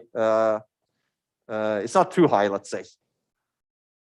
That's the difficulty of doing research in technology where you don't have access to cutting edge, let's say, area numbers. And unfortunately, industry is not cooperative in giving you access because they think they will be threatened by that. I think this is true actually in any technology. I mean, even if you're doing, let's say, processor design, open processor design, for example, you're not going to get access to the parameters of 7 nanometer technology, which is already old today, actually, of cutting edge companies. But again, the area cost of this is not that high. Maybe it's not 0.15%, maybe it's closer to 0.5%, fine. But I think these are actually interesting. So it's an idea that reduces the latency impact significantly without a lot of cost. And you can see the results in the paper. You can see that this reduces dynamic energy of DRAM by 19% because it improves row buffer hit rate, because you're not closing the row buffer, as you can see, as much. And the system performance improvement is about 17%. And the paper talks about different versions of this subarray level parallelism. The most, let's say, aggressive version is this multiple activated subarrays version that I just described to you. But by getting rid of some of the things that I've discussed, you can actually make it even cheaper. And the paper talks about that, as you can see. And this is close to the ideal improvement, where instead of enabling multiple subarrays, you enable multiple banks. So basically, you add more banks. So you get close to the ideal. Adding more banks is, of course, very costly, right? Whenever you add a bank, you add a row buffer, you add another row decoder, and it's quite costly. Okay. Okay, and you can read the paper also. Any more questions? So this is a bit interesting because this is also an exercise in showing you that it's actually not easy to change the mindset in industry. This idea actually makes a lot of sense. It's very intuitive. It's very clear in the sense that the benefits are clear, the results are clear, the changes are clean. There's no magic about it, basically. If you look at the internal architecture, there's nothing forgotten about the changes that you need to make. And everybody agrees that. And these folks, this paper that I mentioned earlier, these folks from Samsung and Intel wrote this paper, if you remember. They basically say, oh, we need to fix the DRAM scaling problem. We need to architect the controllers and DRAM together. And in this paper, they also refer to our paper. They talk about subarray level parallelism. And they evaluate it completely independently. These are two big companies, Samsung and Intel. And you can see their description in the paper, also their slides over here. Okay, they use a limited version of SALP even. They don't use our most aggressive version. So they basically use it to compensate for the performance loss caused by TWR relaxation. So what does TWR relaxation mean? When you reduce the size of the technology node, the access transistor becomes, the resistance of the contact between the access transistor and the capacitor becomes much higher. And whenever you want to write into the capacitor, your write latencies for writing reliably increases. That's what they say by TWR. So this TWR is a problem, basically. And by increasing the write recovery latency, by basically giving more time to push the data into the capacitor, they say they can make DRAM operate more reliably. So this is also another trade-off, like latency versus reliability, right? If your write latencies are not long enough, you cannot push the data into the cell. As a result, sometimes you get failed bits. And that becomes worse as technology scaling becomes smaller and smaller. And they basically say in this paper, by increasing TWR 5 times, fail bit counts are expected to reduce by 1 to 2 orders of magnitude. Basically, we can solve this problem by increasing the latencies. Not good, clearly, for latency perspective. But they also say we could take advantage of subarray level parallelism to compensate for the additional latency. And this is what they show in their results, basically. This is completely their simulations done completely independently from us. And let's see. So they basically say performance can even be improved if you use SALP when you relax TWR by 3x. So you don't only compensate, but you also improve performance compared to the baseline that they compare with. And again, this is not the most aggressive version of sub-area level parallelism. This is actually a simpler version of sub-area level parallelism that they're evaluating over here. And I think these are actually good. These are two big companies writing a paper, publicly validating our results, right? That sounds quite good to me. Now, unfortunately, they also pushed this idea into the big committees, the JEDEC. I don't know what JEDEC stands for anymore. Sometimes you don't know what these acronyms stand for. Joint electron devices, something. But basically, these are the committees that decide standards for DRAM. And these two big companies wanted to get SELP implemented and put it into the standard, DRAM standard. And unfortunately, they were not successful.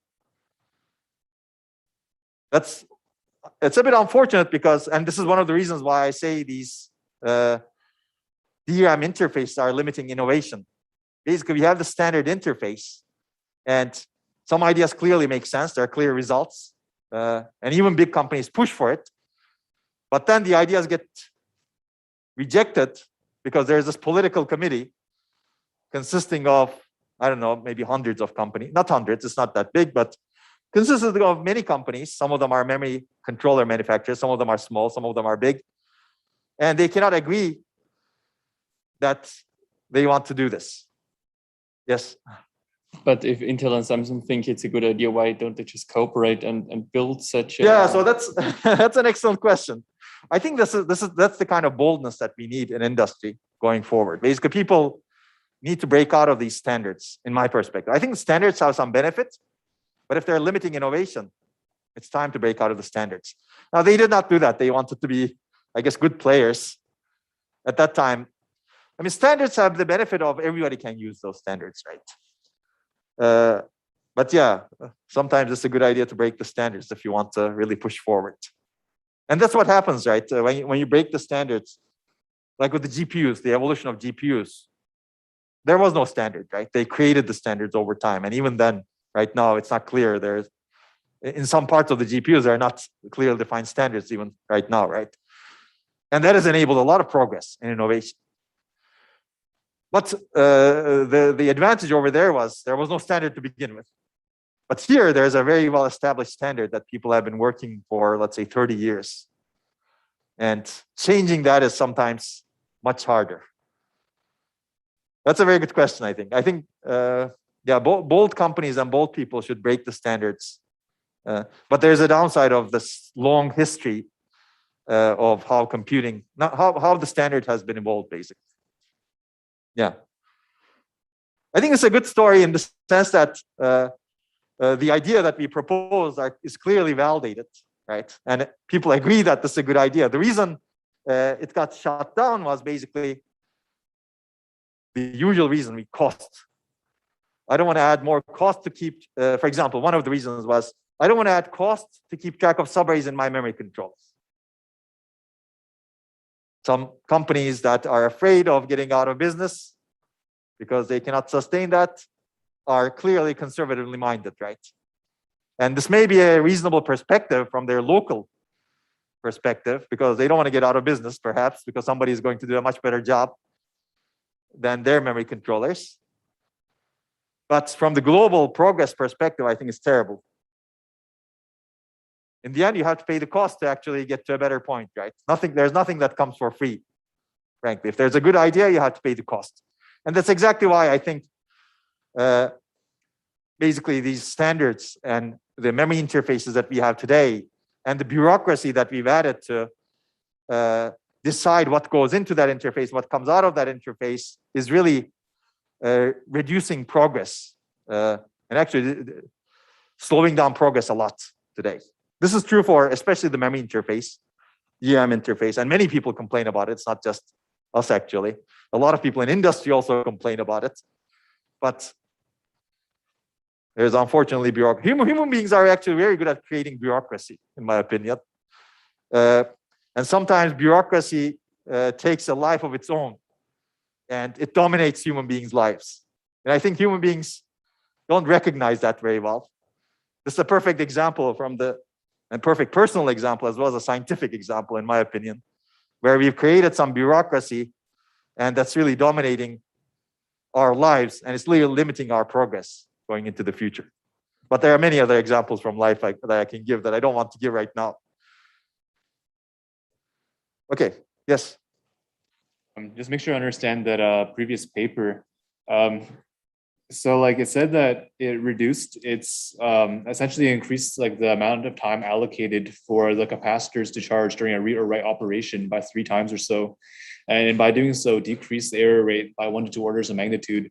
But I thought that already the error rates were very, very low because all the timings were very conservative. So how? Yeah, okay, you're talking about this one, right? Yeah. So this is the result basically. So error rates are low, yes, but as the process technology reduces, meaning you become smaller and smaller, you can see that the failure rates they expected to increase based on their modeling.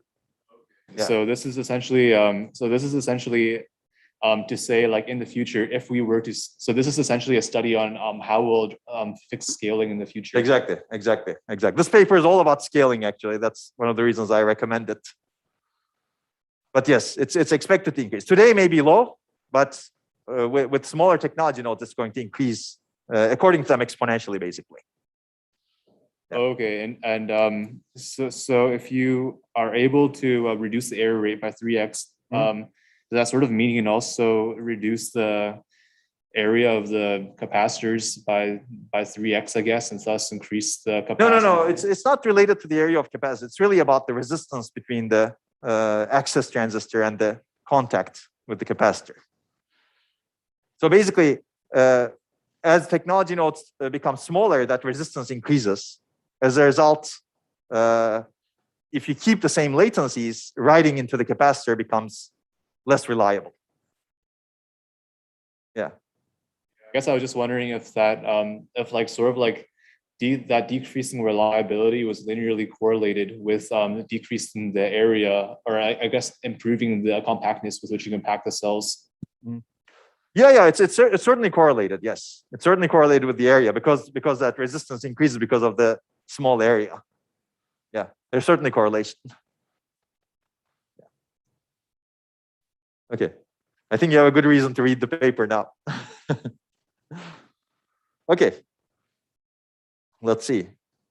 Yeah, we don't have a lot of time, but I think I'd like to start this one-size-fits-all approach also. So let's start this one. So this is the second reason. So we talked about how to change the DRAM microarchitecture so that we can actually do something about latency. And I believe these ideas are actually, everything we discussed are quite fundamental. And I think they will have their place in future DRAMs once we get over this big hurdle of memory interfaces. And there's a big discussion, I think, with memory interfaces, especially with RowHammer going forward. It's going to be very hard to sustain the same interfaces that we have today because energy is also compounding. This paper doesn't talk about energy, for example. But there's a good reason to basically break the interfaces and change them significantly. But I mean, usually research is much longer term, right? You don't do it for next year. You don't do it for 5 years. You do it for future. And who knows, maybe 20 years down, maybe 10 years down the road, these ideas will be in standard DRAM or maybe some other memory that we don't know of yet. People basically apply the same ideas actually to other memory technologies as well. For example, phase change memories, STT-MRAM. All of these ideas are applicable, and there are papers you can find that are written on subarray level parallelism in those memories, for example. But yeah, the jury is still out. But as researchers, that's what we do, right? Fundamental research, and the impact will come, who knows when. But I don't want to build the DRAM chips myself, unless one of you is going to fund me significantly. Even then, it's a risky business. But maybe some other chips can be viable. Some other type of memory chips, I should say. Okay, so let's talk about this fixed latency mindset in the remaining time. So this is a completely different direction, completely orthogonal to what we've discussed, although there may be reliability implications of that orthogonality. If you want to implement both ideas at the same time, you always need to consider the interactions, right? So the idea is that reliable operational latency is actually very heterogeneous across many different dimensions: temperatures, chips, parts of a chip, voltage levels, application data. And the overall idea is to exploit this base. dynamically find out and use the lowest latency one can reliably access a memory location with. And there are many ideas that we're not going to discuss everything, but these are some sampling of ideas. Basically, we would like to find the sources of latency heterogeneity, understand how latency behaves with respect to these different dimensions, temperature, chips, part of a chip, voltage levels, etc., and exploit this understanding to either minimize latency or reduce latency or create some other benefits, like creating random numbers in DRAM. So if you understand these interactions between latency, reliability, and these different things, you can basically create some other benefits also potentially. Okay, so basically, let's take a look at latency variation in memory chips. So you have heterogeneous manufacturing and operating conditions. As a result, you get latency variation and timing parameters, or reliable timing parameters. So what happens today is because of process manufacturing, there's variation across different DRAM chips. These are different DRAM chips. And there's variation within a DRAM chip as well in terms of latency. This is called reliable operation latency. So for example, for some cells are very strong. You can operate them with low latency, yet you get no errors. Some cells are quite weak. You have to operate them with high latency so that you don't get any errors, basically. And okay, of course, this is a pictorial view, right? You can add many, many more DRAM chips and the distributions may overlap. But so what is done today, basically? Today, you have today what DRAM latency means has nothing, well, nothing is maybe too strong. Is decoupled from what is actually the reliable operation latency. Meaning DRAM latency means the datasheet specification. What is my DRAM latency? If you ask me that question, I'll go to the datasheet and I'll tell you this is your DRAM latency. So that's what's specified in DRAM standards. So it doesn't reflect the true DRAM device latency that's necessary for reliable operation, basically. That's the idea. And because of that, it's very conservative, let's say. So you have this huge variation, manufacturing variation. And high standard latency is chosen to increase the yield, maximize the yield. Again, we're very cost oriented, right? Yield is very important. As a result, manufacturers basically choose a standard latency that's large enough to cover almost all chips, to make almost all chips acceptable. And for that, you need to choose a high latency, right? That basically creates a lot of margin for these chips that are actually quite reliable when you operate it with low latencies, right? Okay. So basically, you have conservative timing margins, right? So you can consider this a timing margin. Somebody says this is your timing, but the actual timing for reliable operation doesn't require that sort of margin, right? That's the idea. And this is just showing the manufacturing variation. There's also temperature variation across different DRAM chips, right? Well, not across different. There's also temperature variation across different operating conditions. So standard latency is manufacturing variation plus the worst case operation conditions. Okay, so basically you have conservative timing edges. The DRAM timing parameters are set to cover the worst case in terms of worst case temperatures. So it could be 85 degrees versus common case. So that you can enable a wide range of operating conditions and also worst case devices. Essentially the picture I showed you, DRAM cell with the smallest charge across any acceptable device. So that you can tolerate process variation at acceptable yield. And this leads to a large timing margin for the common case. Now let's take a look at how that timing margin looks like with some real device experiments. That's what we wanted to do. We wanted to characterize DRAM chips and understand what the timing margin really looks like. How can we push? How much can we push the timing margin such that we don't get errors, but we still we can reduce the latency as much as possible?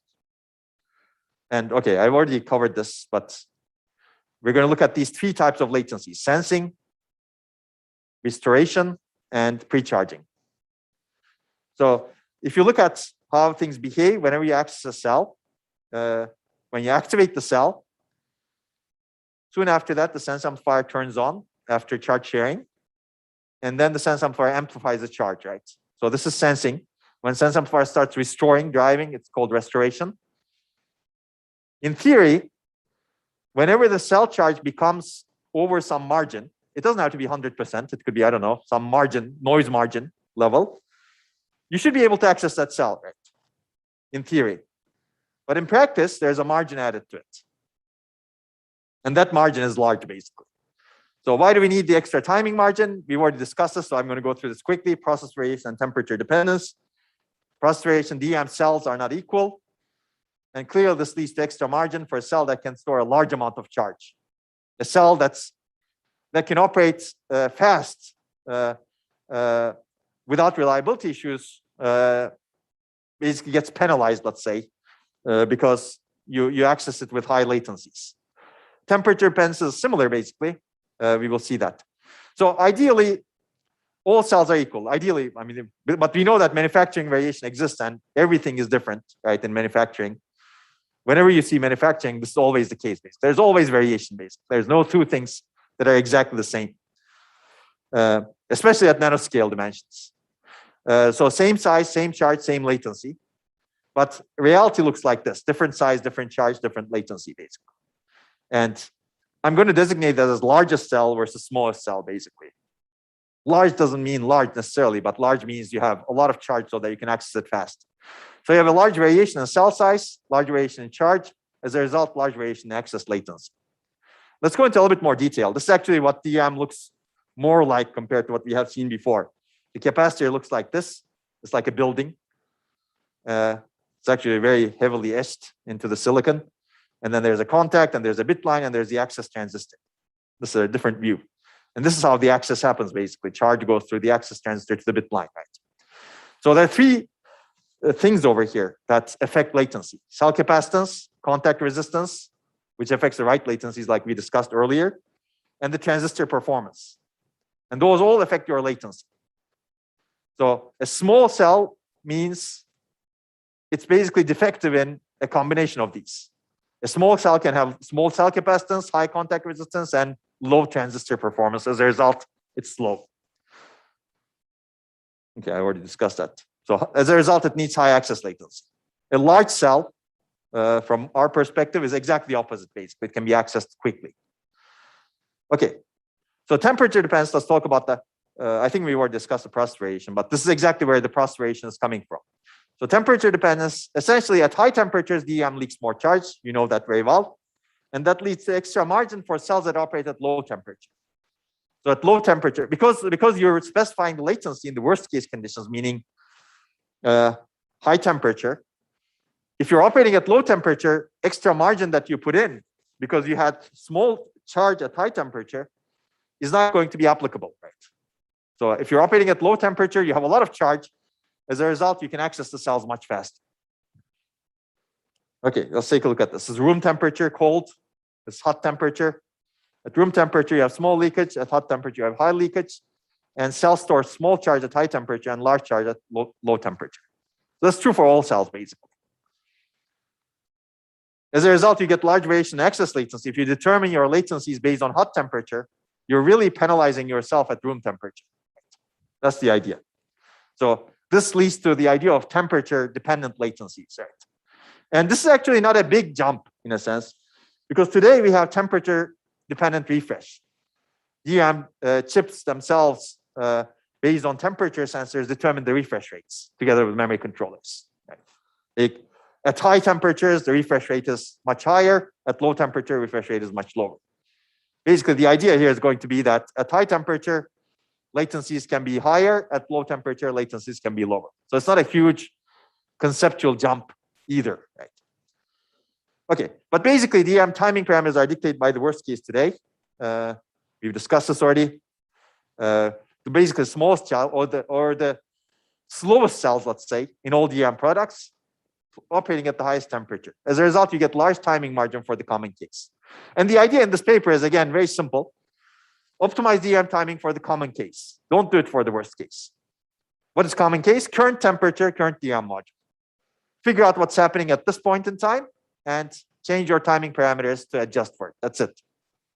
As opposed to using a single timing parameter for reading a data sheet, right? Or reading a data sheet, meaning literally the memory controller reads that data sheet from the DRAM's SPD and basically the chip that stores those timing parameters and uses it, right? Just like you're reading the data sheet, memory controllers are also reading the data sheet, basically. So, okay, why would this reduce latency? Hopefully, it's obvious by now. A DRAM cell can store much more charge in the common case than in the worst case. And more charge in the DRAM cell is good for many things: faster sensing, charge restoration, pre-charging, faster access in general. So let's take a look at these. So these are the three components of low latency: sensing. So we can sense cells with extra charge much faster. This leads to lower sensing latency. For restoration, we don't need to fully restore cells with extra charge because there's a lot of margin, right? We can have lower restoration latency. And pre-charging, again, there's no need to fully pre-charge bit lines for cells with extra charge. So this could lead to lower pre-charge latency. More details are in the paper clearly, but intuitively, these should make sense. So this is, of course, a theory, right? If you do the circuit theory, this all makes sense. This all plays out. Let's take a look at the practice. Meaning, do you actually see this in real chips? And that's what the experimental infrastructure is extremely good for, right? And that's the experimental infrastructure you've seen before, a version of SoftMC, basically, before the SoftMC paper was published. And basically, let's take a look at faster sensing. More charge leads to strong charge flow. As a result, you should be able to faster sense those cells with more charge. And this is what we see, basically. Across almost 1,000 chips, 115 DIMMs, that amounts to about 1,000 chips, we see that you can reduce the activation latency by 17% on average. Of course, there's a distribution across the chips, right? But on average, and the paper has this distribution, and we release all the data sets, but on average, it's 17%, which is significant. And no errors. And this is at low temperature. It's just based on temperature. There's more data in the paper you can see for other things. But basically, more charge leads to faster sensing, and it's significantly faster. Let's take a look at restoration.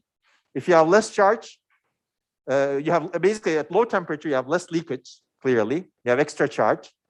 As a result, you don't need to fully restore the charge over here into the cells. And this leads to even better improvements in terms of latency. Again, the paper discusses the reasoning. We don't have time to discuss because I need to go soon. Sorry about that. Otherwise, I would keep you longer probably, but we already had a short break anyway. Okay, but you can see that the read latency and write latencies can reduce significantly. This is the TWR latency that Samsung and Intel were talking about and proposing SALP to fix the problem, for example. But assume that these write latencies are going to increase restoration time as well. And that's the idea, basically. It's very simple. I didn't show the third option over here, which is the pre-charging, but you can read the paper for it. But the idea is to optimize DRAM timing parameters online. So somebody provides multiple sets of reliable DRAM timing parameters. Let's say multiple sets of things in your data sheet or encoded in your chip. For each chip, you have some timing parameters. Clearly, this increases your testing cost, yes. And the system monitors the DRAM temperature and uses appropriate DRAM timing parameters for the chip. And I mean, clearly, there are a lot of works actually that show that DRAM operates at low temperature. CPUs operate at high temperature usually because computation is done there. DRAM operates at low temperature usually because they're not active components. Clearly, we're trying to change that. But currently, that's what it is, basically. Operation at this low temperature. And you can read these works. They're actually, some of them are actually quite interesting works. So we did our measurements, for example. DRAM standard is optimized for 85 degrees. And it was difficult to get the DRAM to operate above 50 degrees Celsius. Clearly, you can make it happen, especially with 3D stack architecture. It's going to become worse, of course. But this was not a 3D stack architecture. Okay, so basically the observation is that DRAM operates at low temperatures in the common case. So this is the latency reduction summary across all of the DIMMs. So basically read latency, you can reduce it by 30%. Write latency, you can reduce it by 55% at 55 degrees Celsius. That's a lot. Basically, you can halve your write latency to DRAM. This is not the end-to-end read-write latency, clearly. This is the DRAM component of it, but a lot. Okay, so now the next step is, can you do this on a real system, basically? So we characterize a DIMM, and we put it on a real system where we have limited control. This is the real system. It's old right now, clearly. But basically, in the BIOS, you can change, for example, the row pre-charge time over here, and the row active strobe, TRAS parameter, different timing parameters. It's limited because you cannot change all the timing parameters, but some things you can change, as you can see. So we characterize a chip on our infrastructure, FPGA-based infrastructure, and we figure out the latencies that put it into this real system, and then see the impact on real application performance. And these are the applications we study. And you can see that real application performance improves significantly also. Single core results are not perhaps as impressive, but still almost 7% improvement in memory intensive workload is quite good, I think, in single core. But the benefit is usually in multi-core, where you get much higher improvements because your memory latency becomes a much bigger bottleneck, right? Because it increases all of the queuing delays in the system. So as you put more pressure on your memory system, latency becomes a bigger performance bottleneck, and you can see these in this result as well. So basically, on memory-intensive workloads, which are the workloads that we really care about, because they're the harder workloads, let's say. I'm not saying that the other workloads are not important, but they're the easier workloads because they're compute-bound workloads, right? They're not important from our perspective in this study, but clearly they may be important for users. But I think compute-intensive workloads are in general easier to improve. And you can see that the performance improvement is about 14% on average across the intensive workloads. This is a real system. So this is a proof of concept that shows that by reducing the latencies, by understanding how latency behaves in a DRAM chip and different temperatures, you can significantly improve system performance. And the paper also studies energy a little bit. I think there needs to be more studies done. But because you reduce the activation time, you reduce how long you drive the circuit, you also reduce the power consumption significantly. I think there needs to be more studies over here, but we didn't have time and resources. Okay, let me conclude over here, and then we're going to finish because it's already 4. So very quickly, this is a simple mechanism to reduce latency, and it gives significant system performance and energy benefits clearly, and benefits are higher at low temperature, which is a common case. And it's low cost and low complexity, actually. Instead of having one set of timing parameters, you have multiple sets of timing parameters that are configurable based on essentially the temperature and the device, right? Which is not that much cost if you think about it from the memory controller's perspective. And you need to be able to switch dynamically between them. We already have the mechanisms similar to that for switching between different refresh rates at different temperatures, right? Yes, you don't do it on a per chip basis, but per chip basis may be more customization going into the future. Of course, the disadvantage is now you need to determine how to do this reliably for different temperatures and different DIMMs, meaning that this increases your testing cost. And this is real. No question about that, right? If you want to be able to do this, you need to test. Now, you can be a gamer. You can say, okay, I'm going to take high risk and do it anyway without testing. Yes, you can do it, but at your own risk, right? You may not be able to do that if you are dealing with a very highly critical application. I'm not saying your gaming application is not highly critical to you, but it may not be highly critical to someone else. Yeah. So basically, this may not be that difficult for low temperatures, but still, this testing cost is always cost. It's real cost. So there's no denying that this is a real disadvantage, right? Okay. And if you want to learn more about it, that's the paper. And I think maybe I'll talk about the slide very quickly, and then we'll finish. Basically, if you think about it, adaptive latency DRAM exploits latency variation across time, different temperatures, as well as across chips. Then the next question we will answer starting tomorrow is there also latency variation within a chip? Meaning across different parts of a chip, and that's going to be a yes. And there's going to be significant latency variation within a chip as well. And we will quantify that, again, with real experiments, and we'll take advantage of that. And then we will cover the rest. Okay, I think this is a good time to stop. I have a hard stop that I'm already 2 minutes late for, so I'll jump onto that meeting. So maybe you can defer your questions for tomorrow. Thanks. Have a good evening and see you tomorrow.